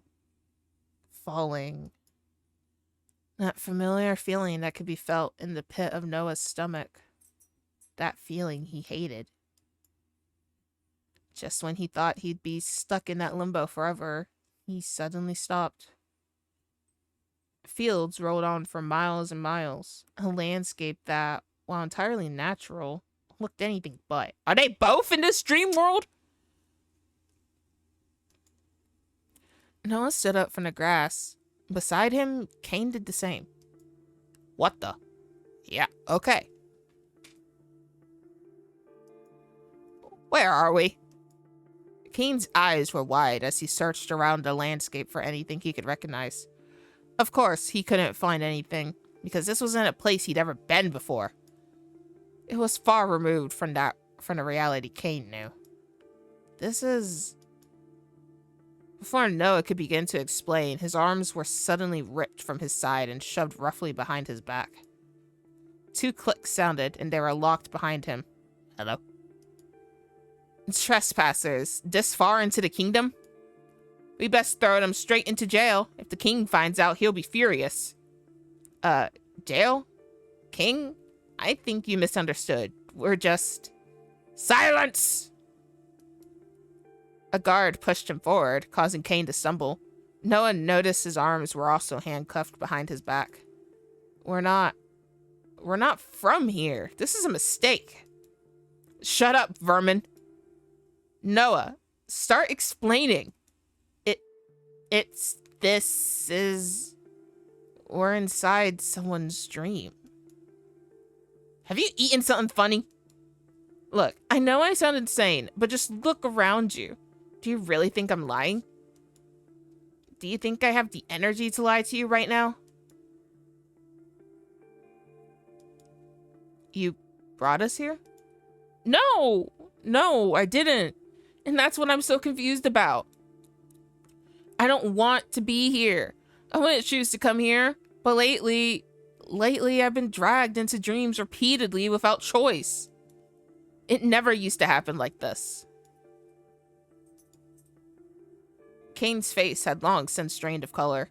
The guards continued to march forward, pushing them towards the castle. They ignored the words of the men dressed in strange clothes, deciding they were obviously crazy. Then, by it never used to happen like this, you mean... Ever since we were in high school, I've been able to do it, to enter dreams. How? Why? I don't know. I have no clue. Why didn't you tell me? Why do I have to tell you everything? Kane looked away, hurt by his words. How do we leave? You can leave once the dreamer is happy for you to leave. Then what do we do? What happens if they're not happy? Then they wake up, and we, I don't know, die, I guess? Which wouldn't be the worst thing to happen. Noah, I'm not going to die in a place like this. And then we better work out whose dream this is. Well, maybe I could if my arms weren't handcuffed. Hey, let us go. They marched Kane and Noah into the castle as the two struggled against their captors. The corridors twisted and turned, filled with darkness and stale air. Their footsteps echoed through the empty space as they walked between sets of bars. Noah glanced from cell to cell. In some, the place moved, skulking about in the shadows, tracking their movements. In others, Noah would have been surprised if the inmates weren't already long dead. Skin hung from their bodies, much too scrawny to support their lives any longer. And they laid in their cells, unmoving. Noah, this doesn't feel like a dream. This feels real. Because we're actually here. Our bodies aren't in the real world anymore. The guards finally stopped their march, pulling on Kane and Noah's handcuffs. The metal bit into their wrists, leaving deep red marks that ached. Go ahead and rot in there. The handcuffs fell from their wrist, and with a click, and their backs were shoved hard with a blunt object, the hilt of a sword, Noah guessed. They stumbled forward, landing in a cell. The bars were swiftly slammed behind them, and the door locked with a key. Hey, don't we get a trial or something? Don't ignore me. Hey, come back here. Crap. Behind them, they hung the keys from a hook just out of the reach of the cell, as if to tease them with freedom. Shit, Noah, this isn't good. You don't say. Noah cast his eyes around the cell until they came into contact with something. No, not something. Someone. A man sat leaning against a stone wall, chains keeping him from moving. Every cell in Noah's body froze. Not him. Why does it have to be him? Kane's eyes followed Noah's before they settled on the man. Is that Mr. Floyd? Sure looks like it. So, is it his dream? Probably. Do you want me to? I'll handle it. Wait, before either of us do any handling, can we talk for a minute? Sure, because we have the time to spare. Just a minute, please. Noah crossed his arms, waiting for the questions to start. Why were we pulled in here out of nowhere? I have no clue. Like I said, it's never happened like this before. Every other time, it was by choice. Which makes yesterday even stranger. What about yesterday? Noah weighed it up in his mind, wondering whether he should tell Kane or not. Eventually, he decided to tell him the truth. I stopped coming into dreams years ago. Then, yesterday, just like this, I was pulled into one. It was my father's dream, I think. And I saw him get shot. Then this morning, he turned up dead. What? His eyes went wide. Are they connected? I don't know. Maybe. Those markings that have been appearing, people dying in dreams. That's what I came to talk to you about. Anyway, let's just work on getting out of here, okay? Kane nodded in response. Noah slowly approached the man, one step at a time. Eventually, he looked up from the ground and stared hard at Noah. Noah? Noah flinched. Hi. Of all the people, he'd wished to see this man the least. Mr. Floyd, we need to get you out of here. Out? No, can't leave. Won't leave. Too scared. There's nothing to be scared about. This is a dream. You have the ability to alter it as you will. Come on, let's go. No, I can't. Fine. What are you scared of? The shadowy figure. He has a gun. Alarm bells rung in Noah's mind. He looked back towards Kane, who was already frowning. No one's going to hurt you. He shook as if he was going to burst into tears at any moment. Noah sighed. Looks like I have to do this the hard way. Then let me help you. You'll help me? After everything? Mr. Floyd, what did you do? Yes, just stay there while I work out how to get you unbolted. Then we'll leave together. Wait, Noah, I want to apologize. Noah turned his back, uninterested in where the conversation was going. I don't have any use for your apologies. If it were up to me, I would leave you here to rot. But Kane doesn't deserve to share that fate. Get him unbolted and get the door unlocked. This should be interesting. What do we do? We get him out of here. Then we'll be able to leave. You make that sound way too easy. Oh, it won't be. We're in a hurry too if he wakes up. Alright, let's look around. Hey, the escape room features. Oh, what is this? Ball of chains, box with buttons. What is this? What's this? What's that on the front? Noah turned the hexagon-shaped knobs, but nothing seemed to happen. It looks like it's missing a button. Probably no point in messing with this until we fix it. Something tells me not to click the doobie. That's a bed. No, this whole thing's a bed. Oh, okay. Bedside table. Wall engravings, ball and chains. Dot, dot, dot. Dot, dot, dot. Good talk. There really is no way to get around looking at it, is there? Ugh. Holding his nose, Noah peered over the edge of the bucket. A murky liquid sat still inside. There is absolutely no way I'm putting my hand in there. Well, I dibs not. How old are you? Last time I checked, 24. Ha ha. Me being hilarious aside, do you really think there would be something hidden in there? I wouldn't put it past him.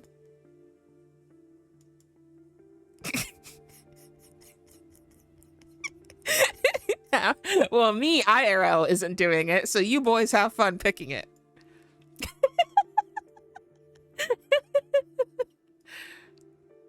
Why don't we leave this as a last resort? Yeah, probably a good idea. Unless you'd rather stick your hand in there. No. No. Let's just leave this for now.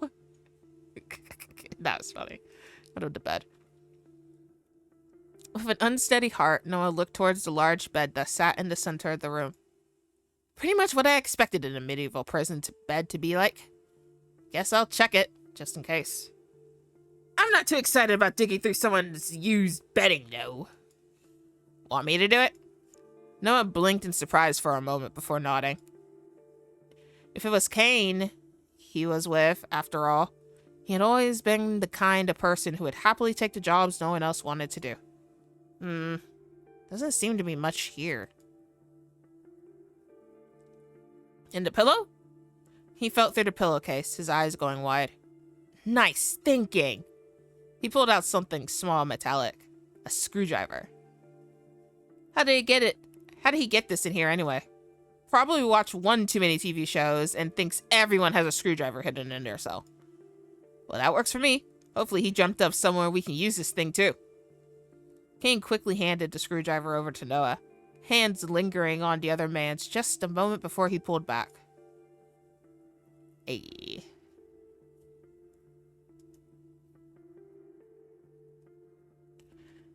Standing proud next to the worn-down bed was a wooden bedside table on top of a small candle bolted to the surface. Noah approached it carefully before reaching down to touch the surface.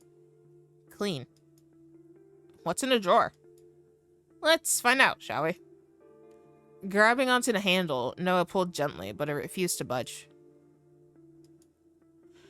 I think it's locked. What kind of prison lets their prisoners have a locked drawer? This one, apparently. I suppose anything's fair game in a dream. Let's find something to unlock it. Noah turned to the chained-up man, still stuck to the wall, but he refused to look back at him. Hey, what's in here? Just leave him. He obviously doesn't want to talk to us. Oh, I'm scared on what's in there. Oh, I'm scared. The clinking of metal on metal continued in the background, ever present. Somewhere in the prison, a whip dug into the floor. Their scream wasn't audible. Ooh. Two metal balls hung from the ceiling motionlessly, without even a breeze to see them sway. In a far-off cell, someone dragged their life-deprived body over the hard stone ground, slowed by the ball and chains strapped to their ankles. They collapsed, last light in their eyes finally disappearing. Maybe this is where I belong.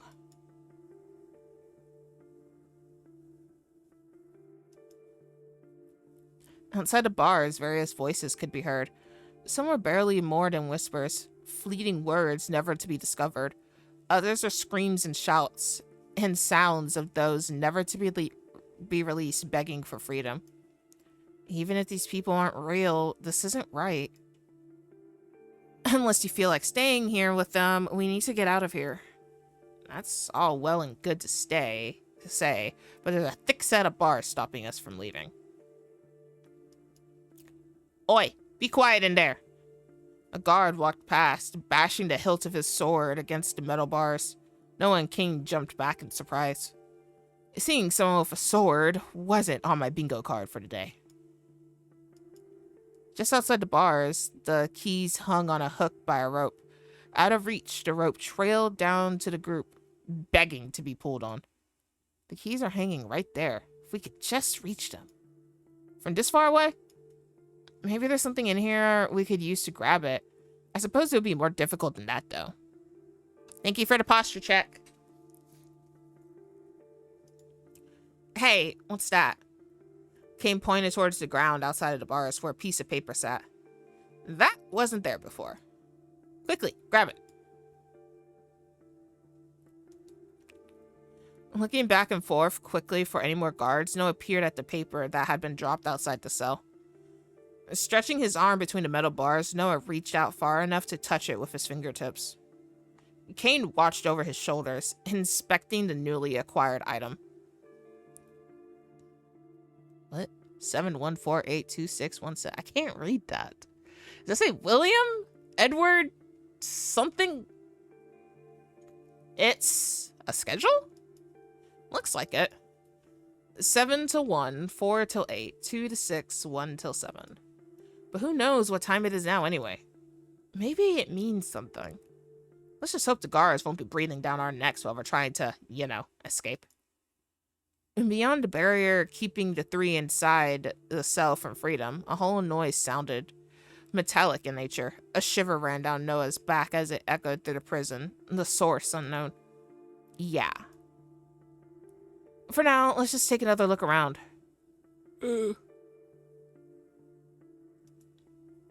Noah knelt down to the ground by the wall, peering at something that had been scratched into the stone. There's something here. Let me take a look. Kneeling down by Noah's side, he glanced at the numbers marked on the wall. What exactly is that supposed to mean? Good question. Let's keep this in mind. Ooh.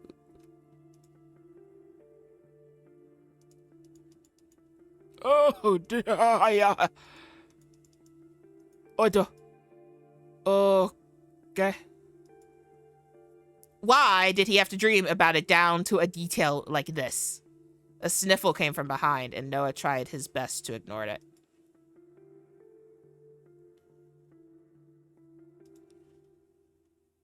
Month-old sweat marks littered by dirty bedding, soon to be lost in the abyss between dreams, destined to only ever hold one. And that's probably a good thing, too. Next time, dream up a cleaner bed. Nothing. Don't worry about it. Deciding to dig around in his bed after all? No. I think I'll leave that to the experts, namely you. See if we can get into this now. Clinking of metal,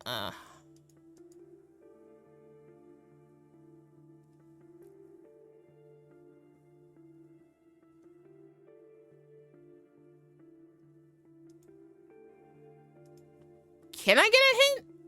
You can turn each hexagon left or right, click the hint button again for another hint. Wow, so helpful. I feel like I'm still missing a piece.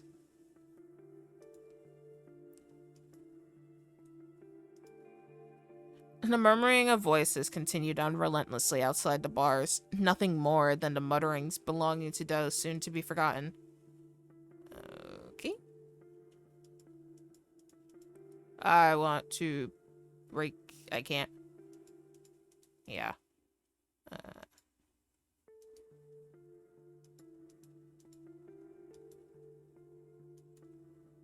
Huh.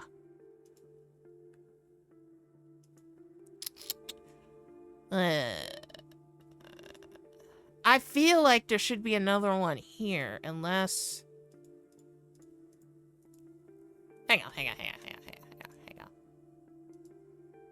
15, 28, 37, 46. I don't think that has anything to do with it. Oh, I have an inventory. Wait, oh, that's how I do it. Oh, I'm smart. I wonder if I could just force the drawer open. Here, let me have a try. Kane quickly took the screwdriver and went to work, but no matter how much he tried, it refused to budge. Jesus, what's this drawer made out of? I suppose he dreamed up a specific way to open it. Nothing else will work. Fine, let's keep looking. I wonder if I could take down these weights. What for? If all else fails, we could just break down a wall. Okay. Rotating the box, Noah carefully checked for anything suspicious. Nothing. He could at least imagine these puzzles a little more easily cheated. Wouldn't that be nice? What about his bed? I doubt he would have hidden anything within the bed frame. Probably not worth taking it apart. Well, if it gets stuck, we could always try it. Let's keep it as a last resort. I don't want to touch the bucket. With a screwdriver in one hand and his will to live very quickly diminishing, Noah turned towards the bucket. Ew. Ew. No. I guess there's no choice. What's the plan here? Unscrew it? And let the contents spill all over the floor? No. I'm just going to check if there's anything actually in there. The screwdriver dipped into the murky liquid deeper and deeper until it hit something with a soft twang. There's something in there. Oh? But I'm still not sticking my bare hand in that thing. I don't know what's in there. I think I could take a guess. Ew, please don't. Ugh. No, I don't. I want to use his fucking blankets. Give me his bed stuff.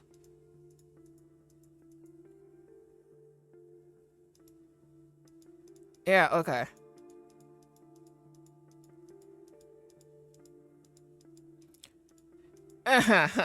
No. No.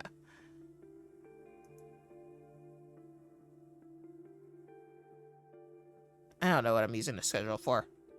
De-equip.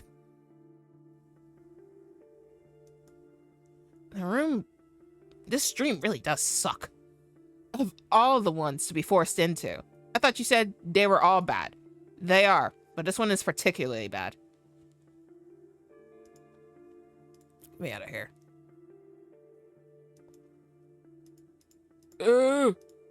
What if I? No. Hell no, I ain't digging around his bed. There's that. Okay. Maybe I can use the schedule with something. Okay, we already did that. What about this? Hey, Clusto was abruptly grabbed by the wrist. What? You nearly walked head first into those things. Be careful. Thanks. So, Noah, what? Kane balled up the piece of paper in his hands, a habit of his when he became anxious about something.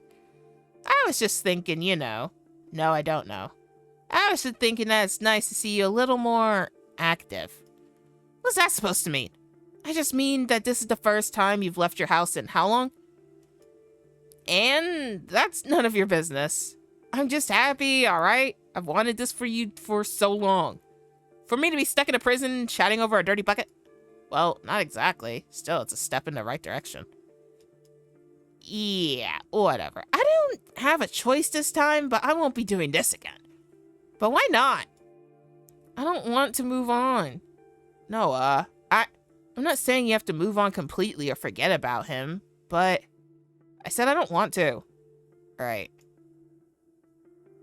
To bed. Noah held onto the guard schedule tightly, the feeling of the dry old paper pouring against his palm as he stared down at the bed yet again.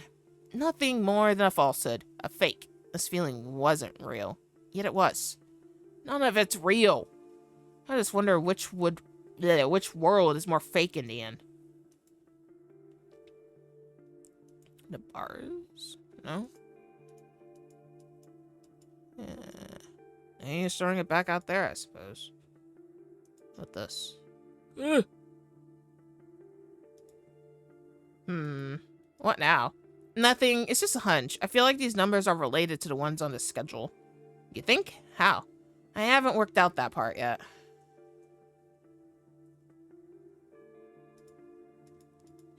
Guys, I don't know what to do.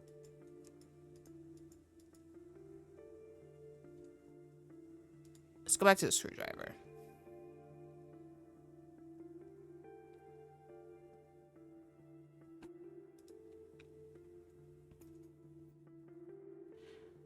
From some far-off corner of the prison, whether it was water or something else, no one would ever know. Noah stared down at the screwdriver in his hand, feeling the weight in his palm. What are you thinking? You still good at sports? No, the last time I did any sports was years ago. Right. You don't have to throw a screwdriver and hope you knock down the keys. Honestly, I don't know what I was thinking. We might need the screwdriver somewhere else. If it comes down to that, I'll give it a shot later, okay? I stuck. I stuck already.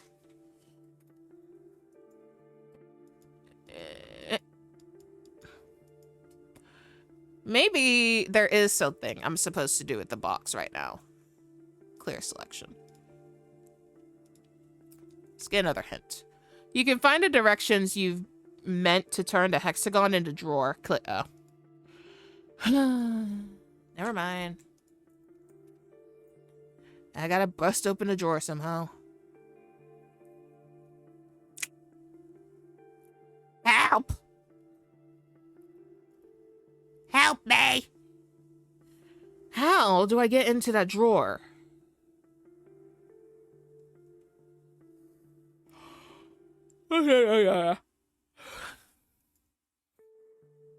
Yep.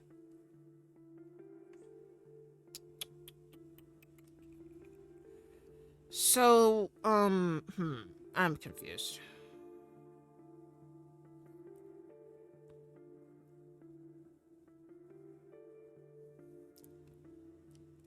How do you get through the puzzle?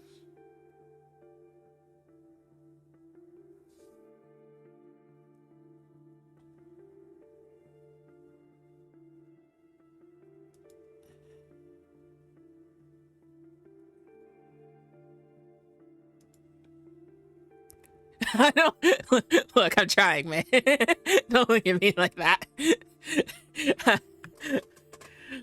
You know, maybe if we could like just scratch the stuff. Noah knelt down by the engravings again, his thumb passing over the indents. You would think a teacher would know not to vandalize things.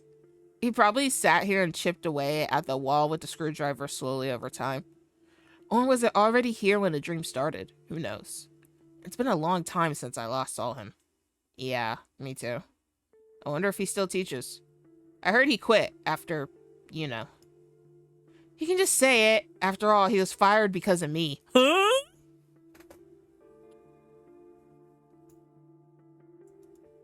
It wasn't your fault. He started it with what he did. Oh no, I see where this is going and I don't like it. He got what he deserved. Do you ever wish something worse happened to him? Always. Noah, you know, you never told me what he said to your parents. It doesn't matter anymore. Ooh. Oh no. Oh no, no, no.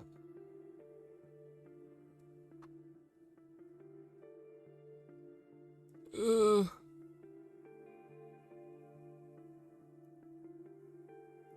Stop opening inventory. Ha oh, I can go backward. There's a loose brick. Noah gently tapped along the wall with his screwdriver, listening back to the sound it made. Doesn't sound hollow. Just how far does the stream extend? How big is his imagination? What was the point of me being able to find that?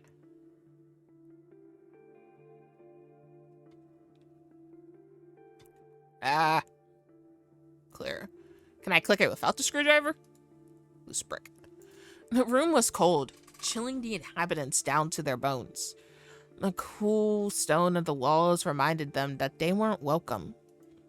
Noah reached up and ran his fingers over them, freezing to the touch. The moisture clung to his skin.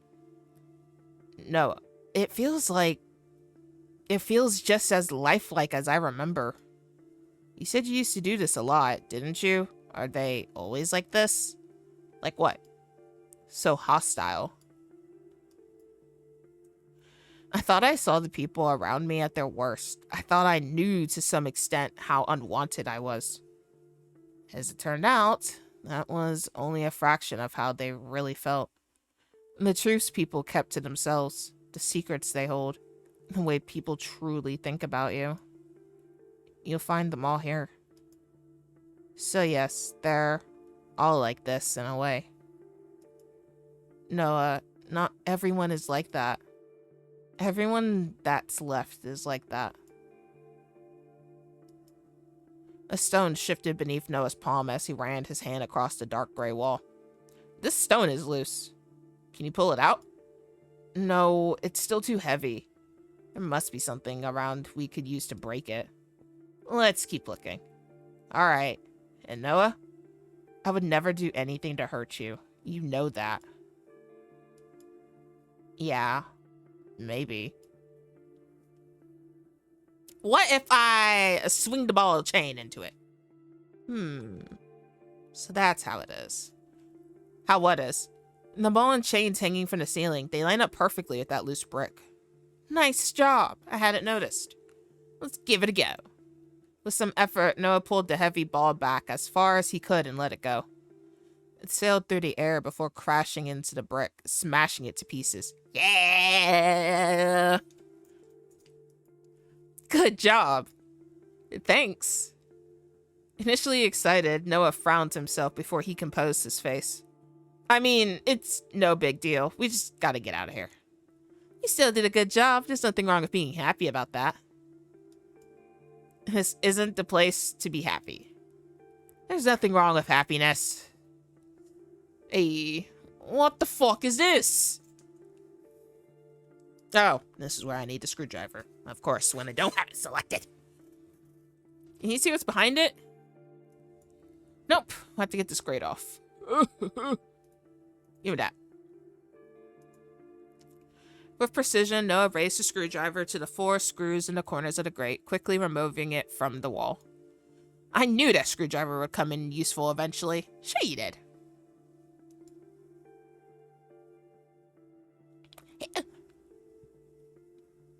But what's this behind the grate? It's a box. Noah stared at the unknown item that he'd uncovered behind the grate, screwdriver still in hand. He raised it, almost as if he was protecting himself. Let's take a look at it before you try to get to bits with that, alright? Right. If you're worried, I can take a look. No, it's fine. I'll take a look. Okay. So, what is this? Noah and Kane approached the hole in the wall to find a small square box. Attentively, Noah reached out and picked it up. He turned it around in his grasp. There didn't seem to be anything noteworthy on its surface, except for 4 unmarked buttons on the front. The buttons. What is this supposed to be?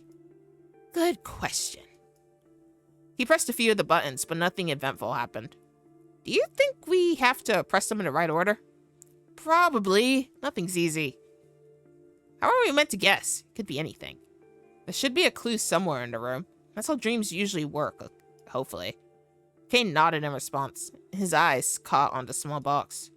Or we could try to smash it. And if it has something breakable in it? Right. Well, I'm sure we have half a brain between us. We can work it out. I love Kane. Speak for yourself. Okay, wait, I want to check it out. Okay. Okay, so there's just 4 blank buttons. Can I look at this?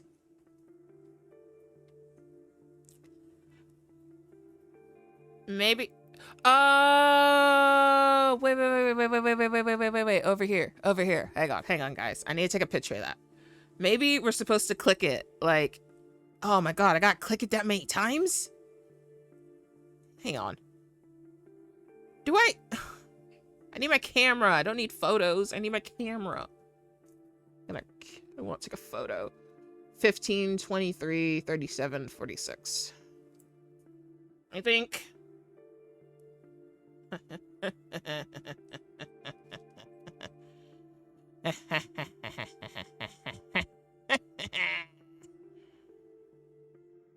Hate this. Okay.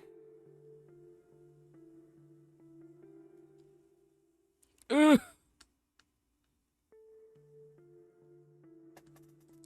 So... Shit.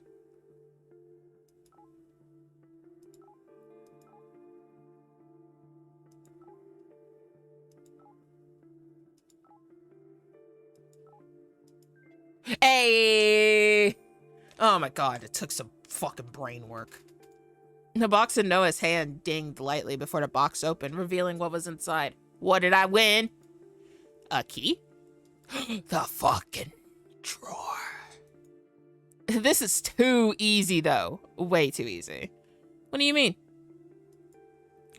Noah stared at it, untrusting. Seriously, sometimes things can just be easy. Come on. This is something to celebrate about. I guess so. Fine, let's try it out. A sigh escaped Noah's lips as he rubbed the back of his neck, eyes darting away from Kane. Is something wrong? No, nothing's wrong. It's just... it doesn't matter. Don't leave me hanging like that. Thanks for being here, I guess. A look of surprise crossed Kane's face at Noah's honest words. Well, it's not like I had much choice, but I'd come with you anytime. I'd just rather never come back here, to be honest. Yeah, me too. I think this is probably the most you've spoken to me in years, you know? Sorry. Okay, so that key has to go to this drawer. The key slipped in with a soft click before opening. Of course it opens the drawer. Maybe there'll be another key inside. Only way to find out. With a creaking hollow sound, the drawer opened. The inside was bare, except for... gloves? Really? What is it? Well... Kane scratched at his face awkwardly, his gaze facing away. Noah followed his line of sight until it landed on something he wanted to ignore. Fan-fucking-tastic! Wait, what's that? Looking now, Noah noticed something else. Something scratched into the wood. Let's take a closer look at that. Well, what is it? Let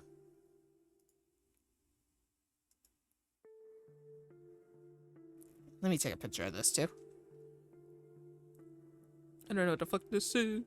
I don't know what the fuck this is. I don't know what the fuck it is, but I'm taking a picture. La la la la. What do you think this is supposed to mean? Well, that's a good question. Well, whether we can work it out right now or not, I think is probably important. Helpful. Yeah. I don't wanna. No, I can't believe I'm doing this. The offer still stands if you want me to give it a go instead. No, I can at least do this much for myself. There's nothing wrong with depending on me. Ugh. With a slight frown, Noah discarded any response he had for Kane and dipped his hand into the bucket. So? Slowly, as if he was scared to find out exactly what he just grabbed hold of, he pulled out the object in sight. A bottle. The glass was darkened and dirty, hiding whatever was inside of it. Kane leant in close as the cork was removed. Noah flipped the bottle over, letting the contents fall into the rock ground with a clack. Facing upwards from the ground was a tiny hexagon of a crescent moon design. Ah, there it is. Not what I was expecting, honestly. This better have been worth sticking my hand in that filth for. Oh, shit, fuck.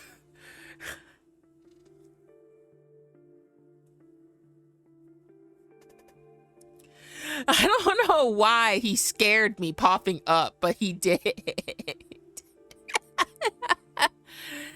That bucket was only used for a ceiling leak. It's just been sitting there for a while. Looks like you got all worked up for nothing, eh? Ugh. Okay, hang on. I need this to go onto this. The puzzle piece looked like... the puzzle piece locked into place alongside the others, waiting to be turned. Well, that's fixed. Okay, wait. I think the thing said we needed the key was inside that, so I'm guessing that's what we took a picture of. So I'm guessing this way, that way, This way, that way?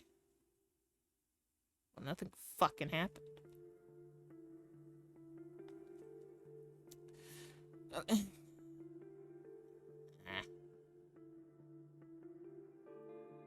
Nothing happened.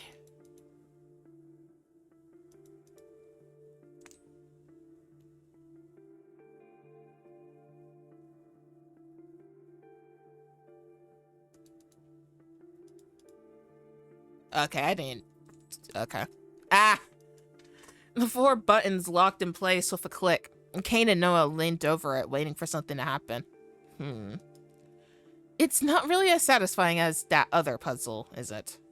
Maybe if it made a noise. Well, it doesn't matter. Let's just see what's inside this thing. A candle? What's the candle for? Interesting. Noah froze in place. That voice?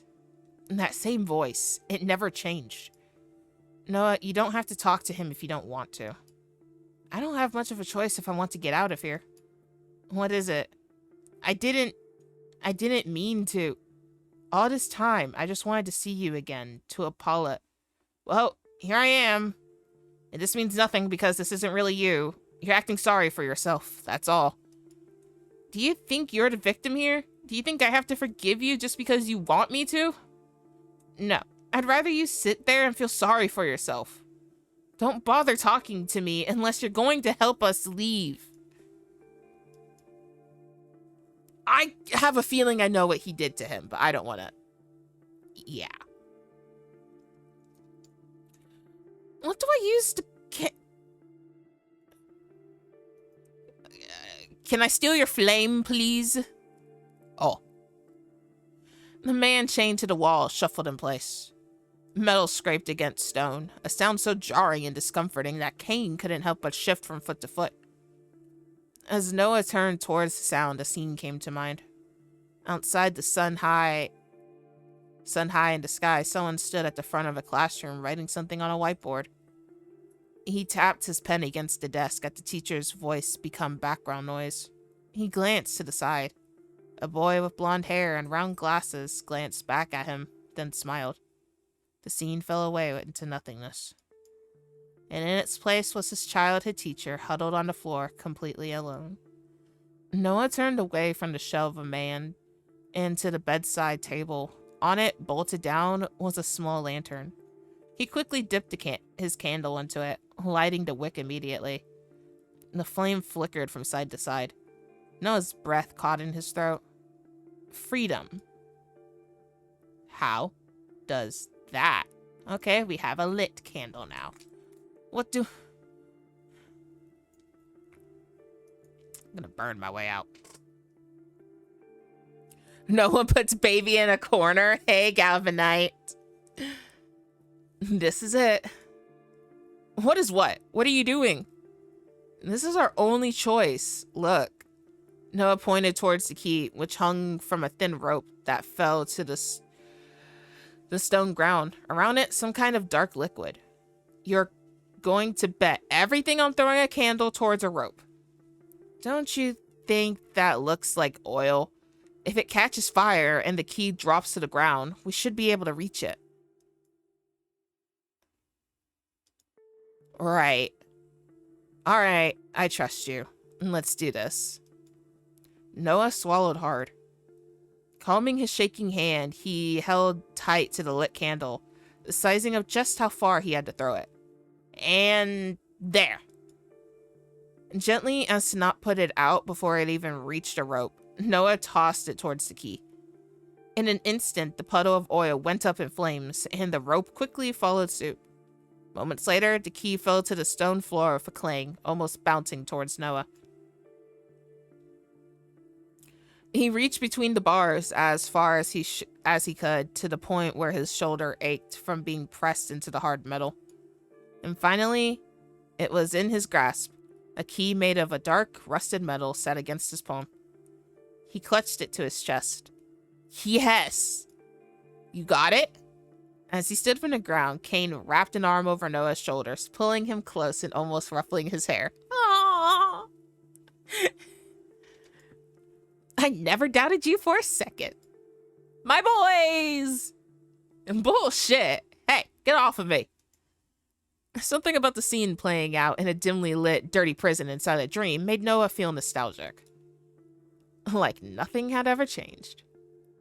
Like he was a school kid with all the hope of the future ahead of him.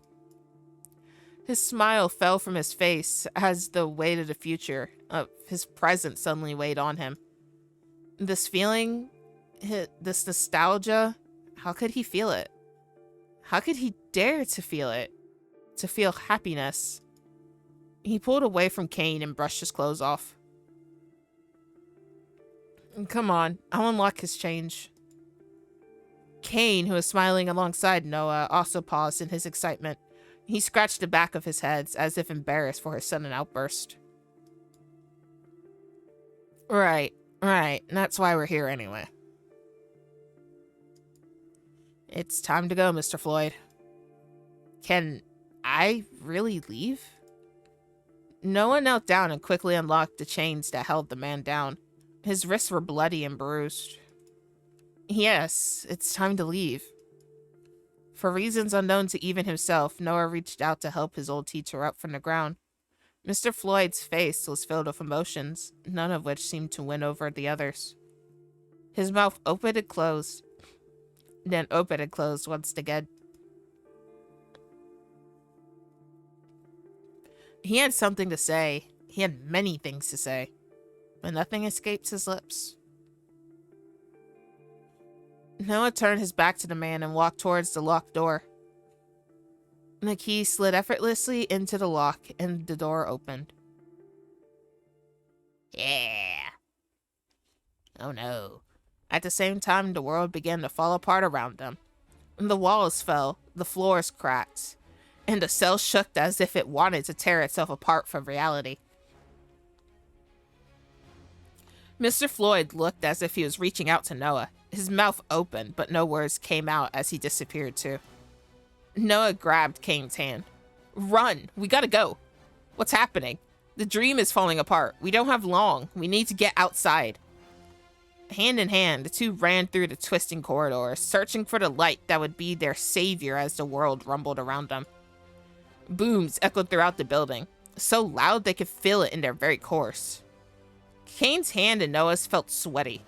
Noah was sure his felt the same. His legs burnt. His muscles screamed out in pain, begging for relief. When had been the last time he'd run like this? Probably after the door. They sprung out of the door and into the world outside, just in time to watch the entire castle fall down into a heap, then get sucked out of existence. The world outside looks much the same as when they first arrived, but soon it wouldn't. Soon, it would collapse and disappear. A fleeting dream that could never truly exist. Ha! Ha! Shit. Let's go. How do we get out of here? If we go back to where we came, there should be a way. The two turned to leave, but someone stood in their way. A man with blonde hair and deep green eyes. Uh-oh.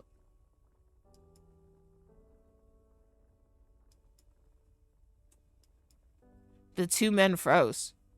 Their mouths hung open with surprise, and their eyes were so wide it wouldn't have been a surprise to either of them if they simply burst out of their heads. The man smiled softly, a sweet smile that reminded one of a sunflower in full bloom. A sweet smile that could only belong to one person.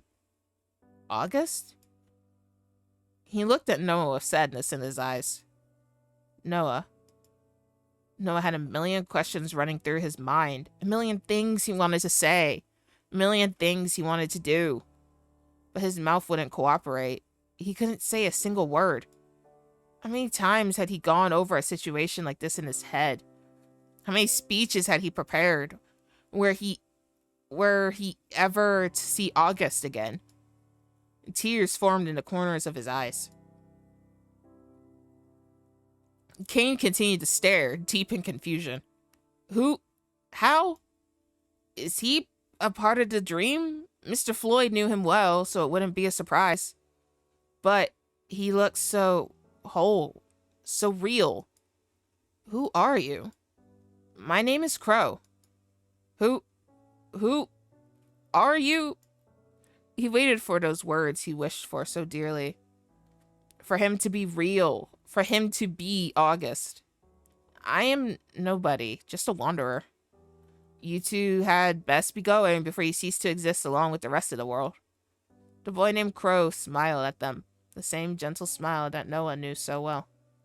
He wanted to run back to him, to ask him those million questions, but instead, he felt a tug at his hand. Cain. Noah, we have to go. But when Noah looked back, he was gone. Just before the world turned in on itself, Cain and Noah escaped. Back to reality. The same falling feeling, the same fear deep in his stomach. And then he was back. Back home, in a reality where he was alone.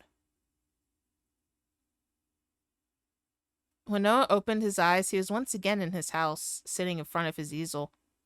On it, a half-completed painting. Good night, simple enthusiast.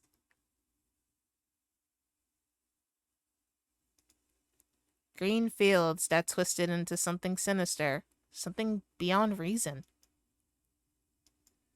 He lifted his brush once again, and this time, every stroke came with ease. It is as if he was spilling his very soul onto the canvas. Each and every drop of paint reflected him. That ease was something he hadn't felt in far too long.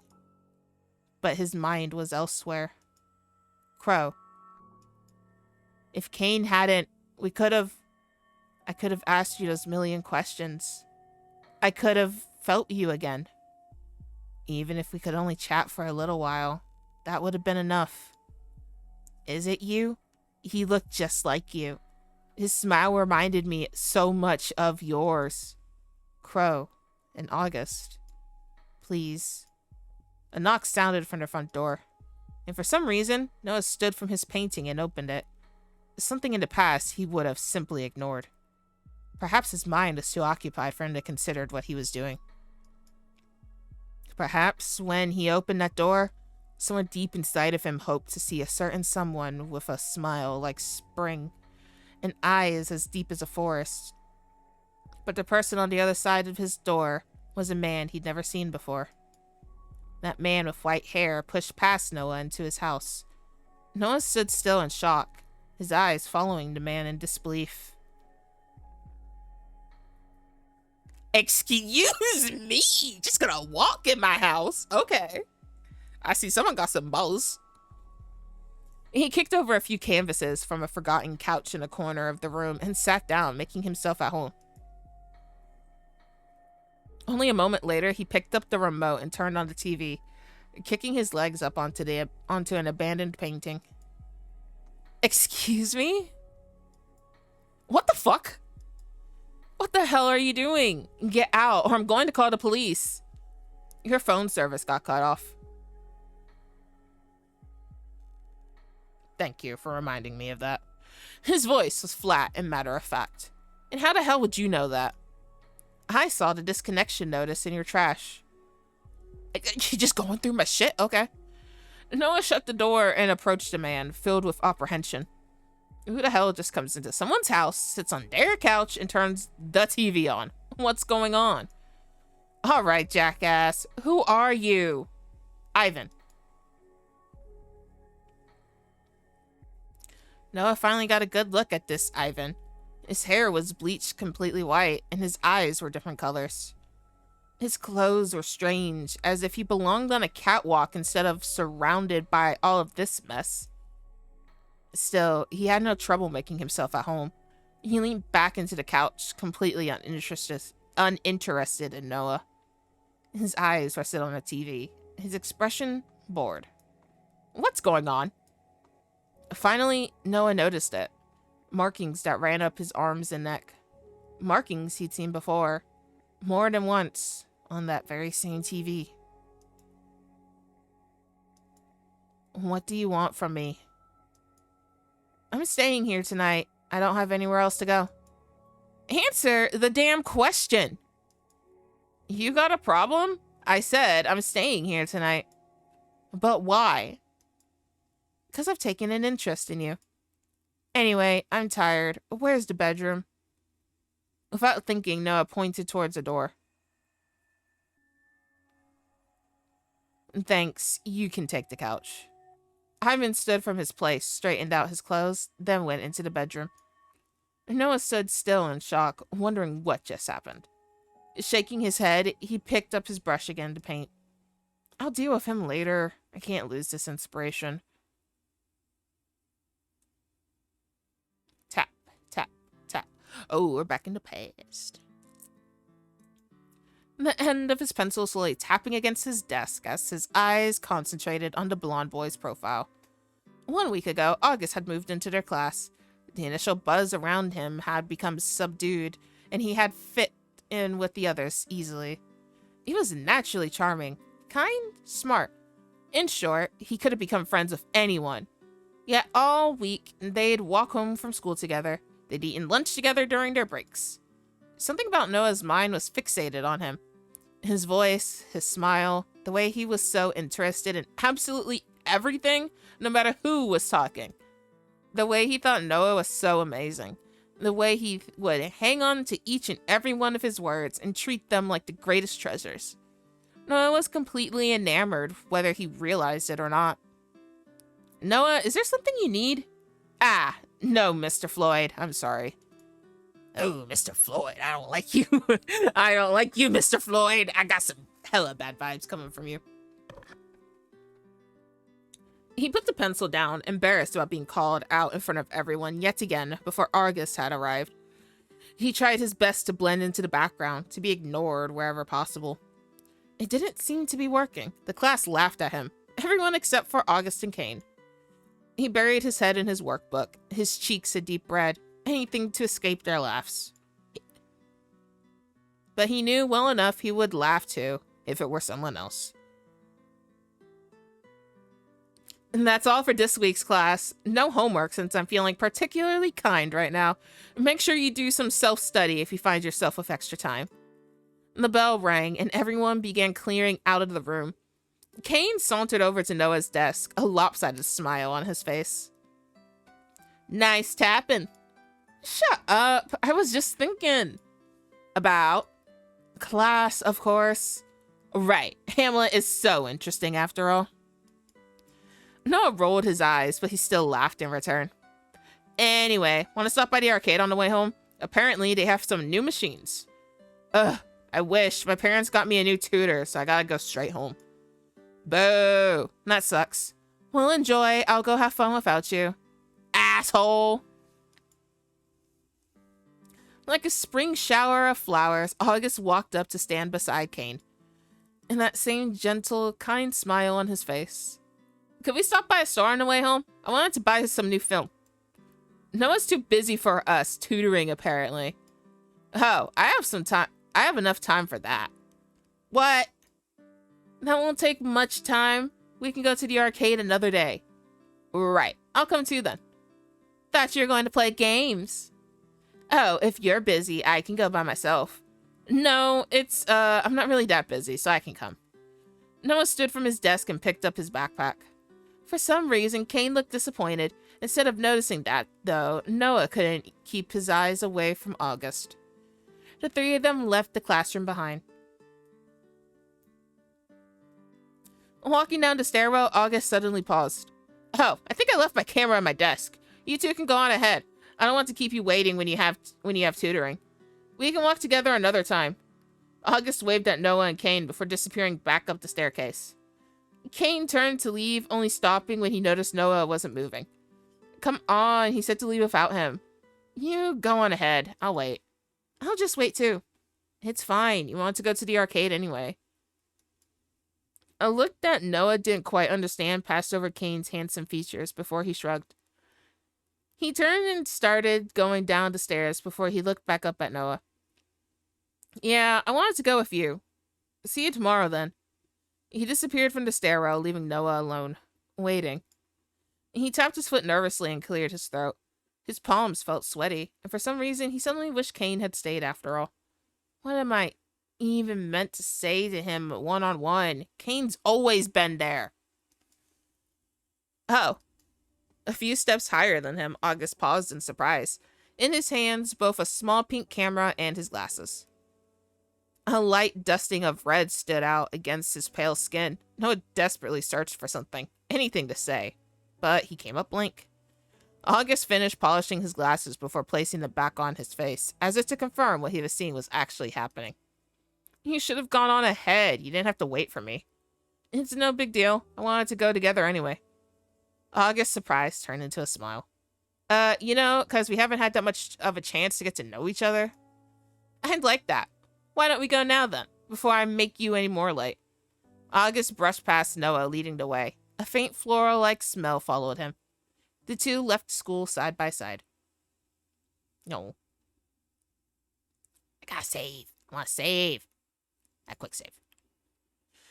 A breeze so light that it was barely noticeable blew through the quiet street, gently ruffling August's hair. It wasn't something Noah tried to notice. It was more like he couldn't help but notice. At first, they walked in silence. It wasn't awkward, but Noah still racked his mind trying to come up with anything to say. Anything that would make him sound cool, or funny, or like someone August would want to be friends with. So, do you like school? Why that? I sound so lame. Yeah, I do. Everyone's been really nice to me. I like Mr. Floyd too. He's fun. Yeah. He said you moved around a lot, right? My dad's job involves a lot of travel, so I've never stayed anywhere longer than a year. I'm not even sure how long we'll stay here, to be honest. Your mom must hate that. I'm sure she would, but she actually died a long time ago. What have I done? I'm so sorry. I didn't mean... Don't worry. There's no way you could have known. It's okay. What was she like? My dad said she was a lot like me, but I don't know. She died during childbirth. I'm just making things worse. Why, Noah? Why? Sorry, I made the atmosphere a little heavy, didn't I? I haven't told anyone else before. No, it's okay. I don't mind what we talk about. I just like talking to you. Well, I like talking to you too. The sun beat down on their faces, warming them to the course. Every step felt as if it echoed throughout Noah's body. How about this? Can you guess why my name is August? You were born in August. Well, were you born in August? He smiled wide, brighter than the sun. August, born in August. That was a lucky guess. That's cute. I don't know about cute. Maybe my parents just picked the first thing they thought of. Noah shook his head. It suits you. You feel like an August, born in August. Thanks, Noah. Oh, this is the store I wanted to go into. Do you want to come inside or wait here? Noah looked up at the store. The window was filled with cameras of all shapes and sizes. I'll wait here. Okay, I'll be quick. It's okay. Take your time. As soon as August disappeared into the store, Noah leaned against a wall, banging his head on it a few times. Why'd I have to say all of that? What if he hates me now? Oh, his little heart. He's so cute. It feels like someone's holding my tongue whenever I talk to him. What's wrong with me?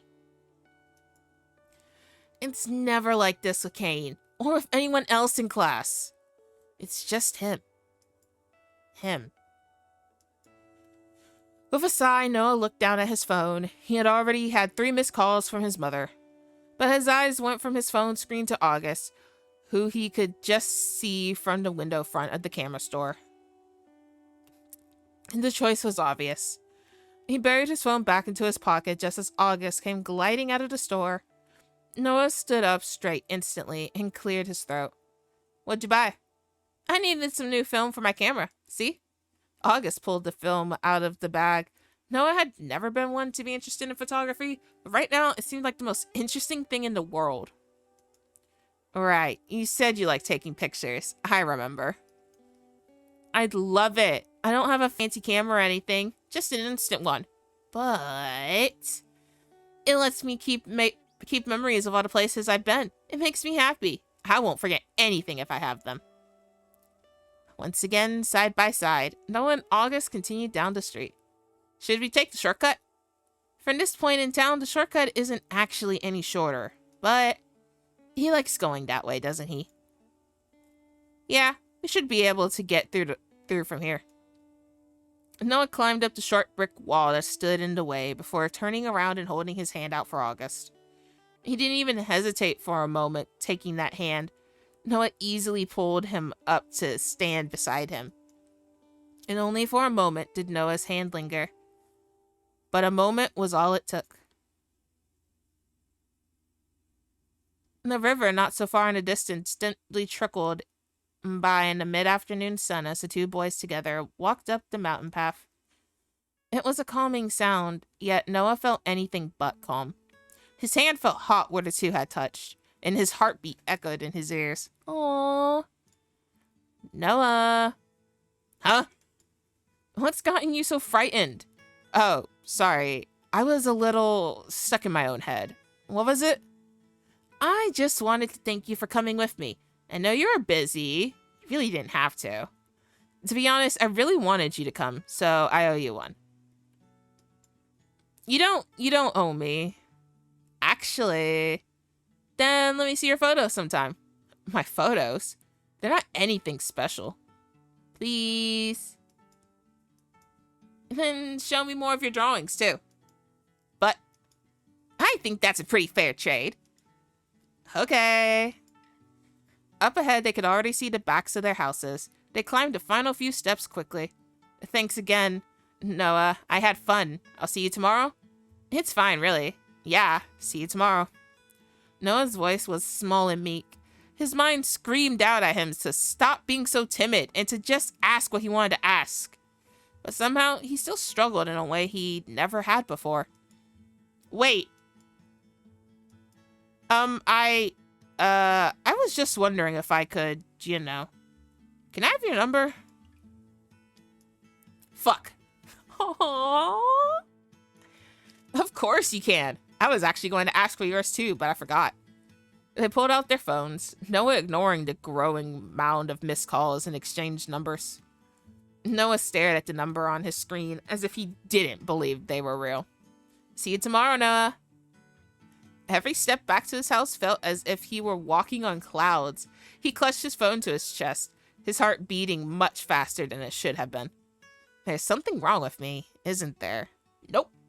Just this little thing. You just got bit by this little thing called the love bug, Noah.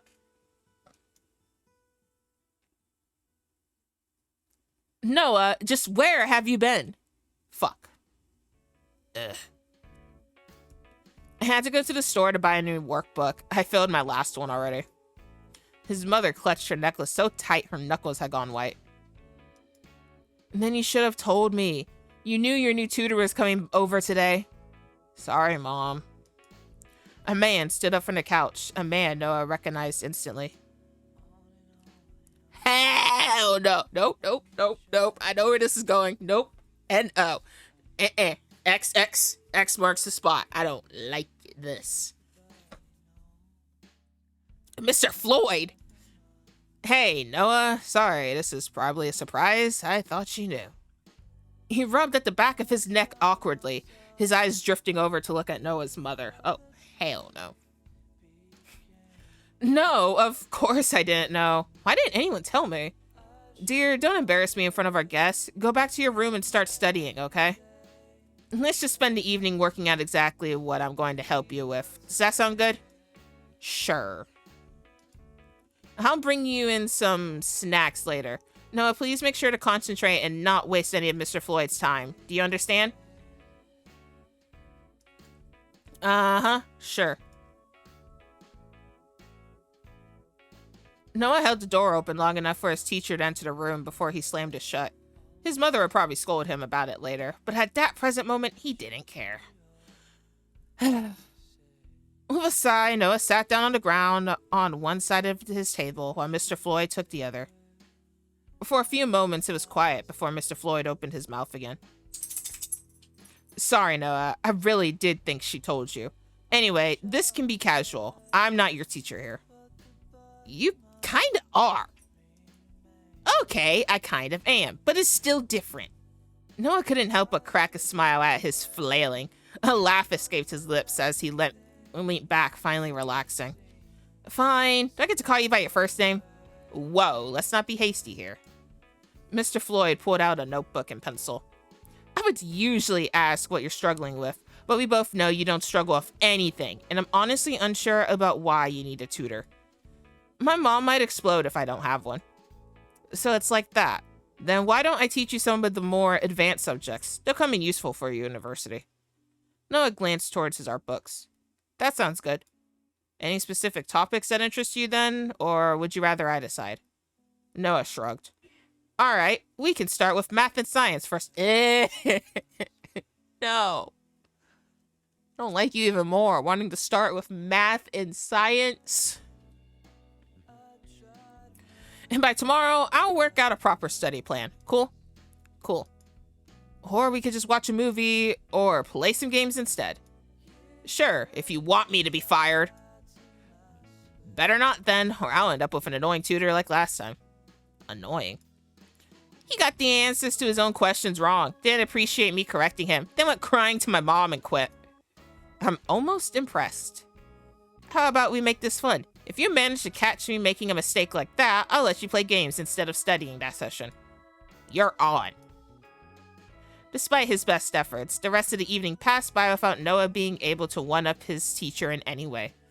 Noah had always been smart enough, but Mr. Floyd knew exactly what he was teaching, as if it were second nature to him. A gentle breeze came from his ever so slightly opened window as he finally finished the last question given to him. Good work today. Seriously, Noah, you're going to go places. You're a smart kid. Geez, do you ever make any mistakes? I've made plenty of mistakes. I'm sure I'll make plenty more too. Good luck catching me making one, though. Mr. Floyd winked, closing up his textbook at the same time. But you're so smart. How did you end up a teacher? What, being a teacher isn't good enough? I didn't mean it like that. I'm kidding. Someone special to me told me I'd be good at it. I didn't really have anything I wanted to do when I was your age, so I just went with what they told me to do. As it turned out, I loved it. A girlfriend? Something like that. Anyway, it's getting late. We'll resume this tomorrow. Sounds good? I don't know about good, but... Mr. Floyd laughed out loud. I never realized you were such a troublesome kid. He stood and picked up his bags before smiling down at Noah. I'll walk you to the door. Whoa, it's dark. Done already? It's 9 p.m. You should be exceptionally proud of your son. He's got a good head on his shoulders. Hey. And I am Mr. Floyd. He is my pride and joy. I'll see you tomorrow, Noah. Good job today. With a casual wave, he left the house. I'm going to go to sleep. Good night. Good night. Oh, Noah, your brother is going to be back from a school trip soon. Right. The room was already dark. For some reason, this was the time of day Noah liked most. The time of day where no one else would bother him, or question him, or yell at him. He could be alone with his thoughts. Thoughts that were, today, particularly disordered. Usually he'd use his chance to draw, but for some reason he couldn't bring himself to concentrate. Couldn't bring himself to put his pencil to paper. An odd occurrence for him. At any other time, this would be how he got his feelings out, how he made himself just feel a little bit better. But tonight, his mind was muddled, a mess that he couldn't decipher. He unlocked his phone and stared at his contact list. August's name stood out from all the rest. His finger hovered over the message button, but he couldn't bring himself to press it. With a sigh, his hand dropped back down to the bed. Outside of his window, the rain fell noisily to the land below.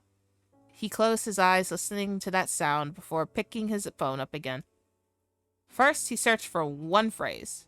Why am I nervous around someone? The answer is inconclusive. More specific. Why do I feel both sick and excited when I see him? A particular word stood out to him on that search page. A word that made him blink a few times, both in surprise and validation. He searched for one final phrase before he fell asleep. What does a crush feel like? Oh.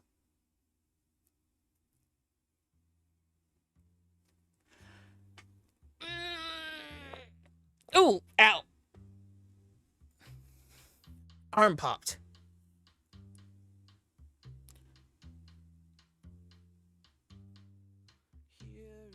And on that note, we will save the rest of this for next time. Yes. Oh, this game is so good. I honestly want to keep playing, but it's already so late. So if you're watching this VOD over on my YouTube channel, please remember to hit that like and subscribe button, and I will see you guys on the next video. Bye-bye.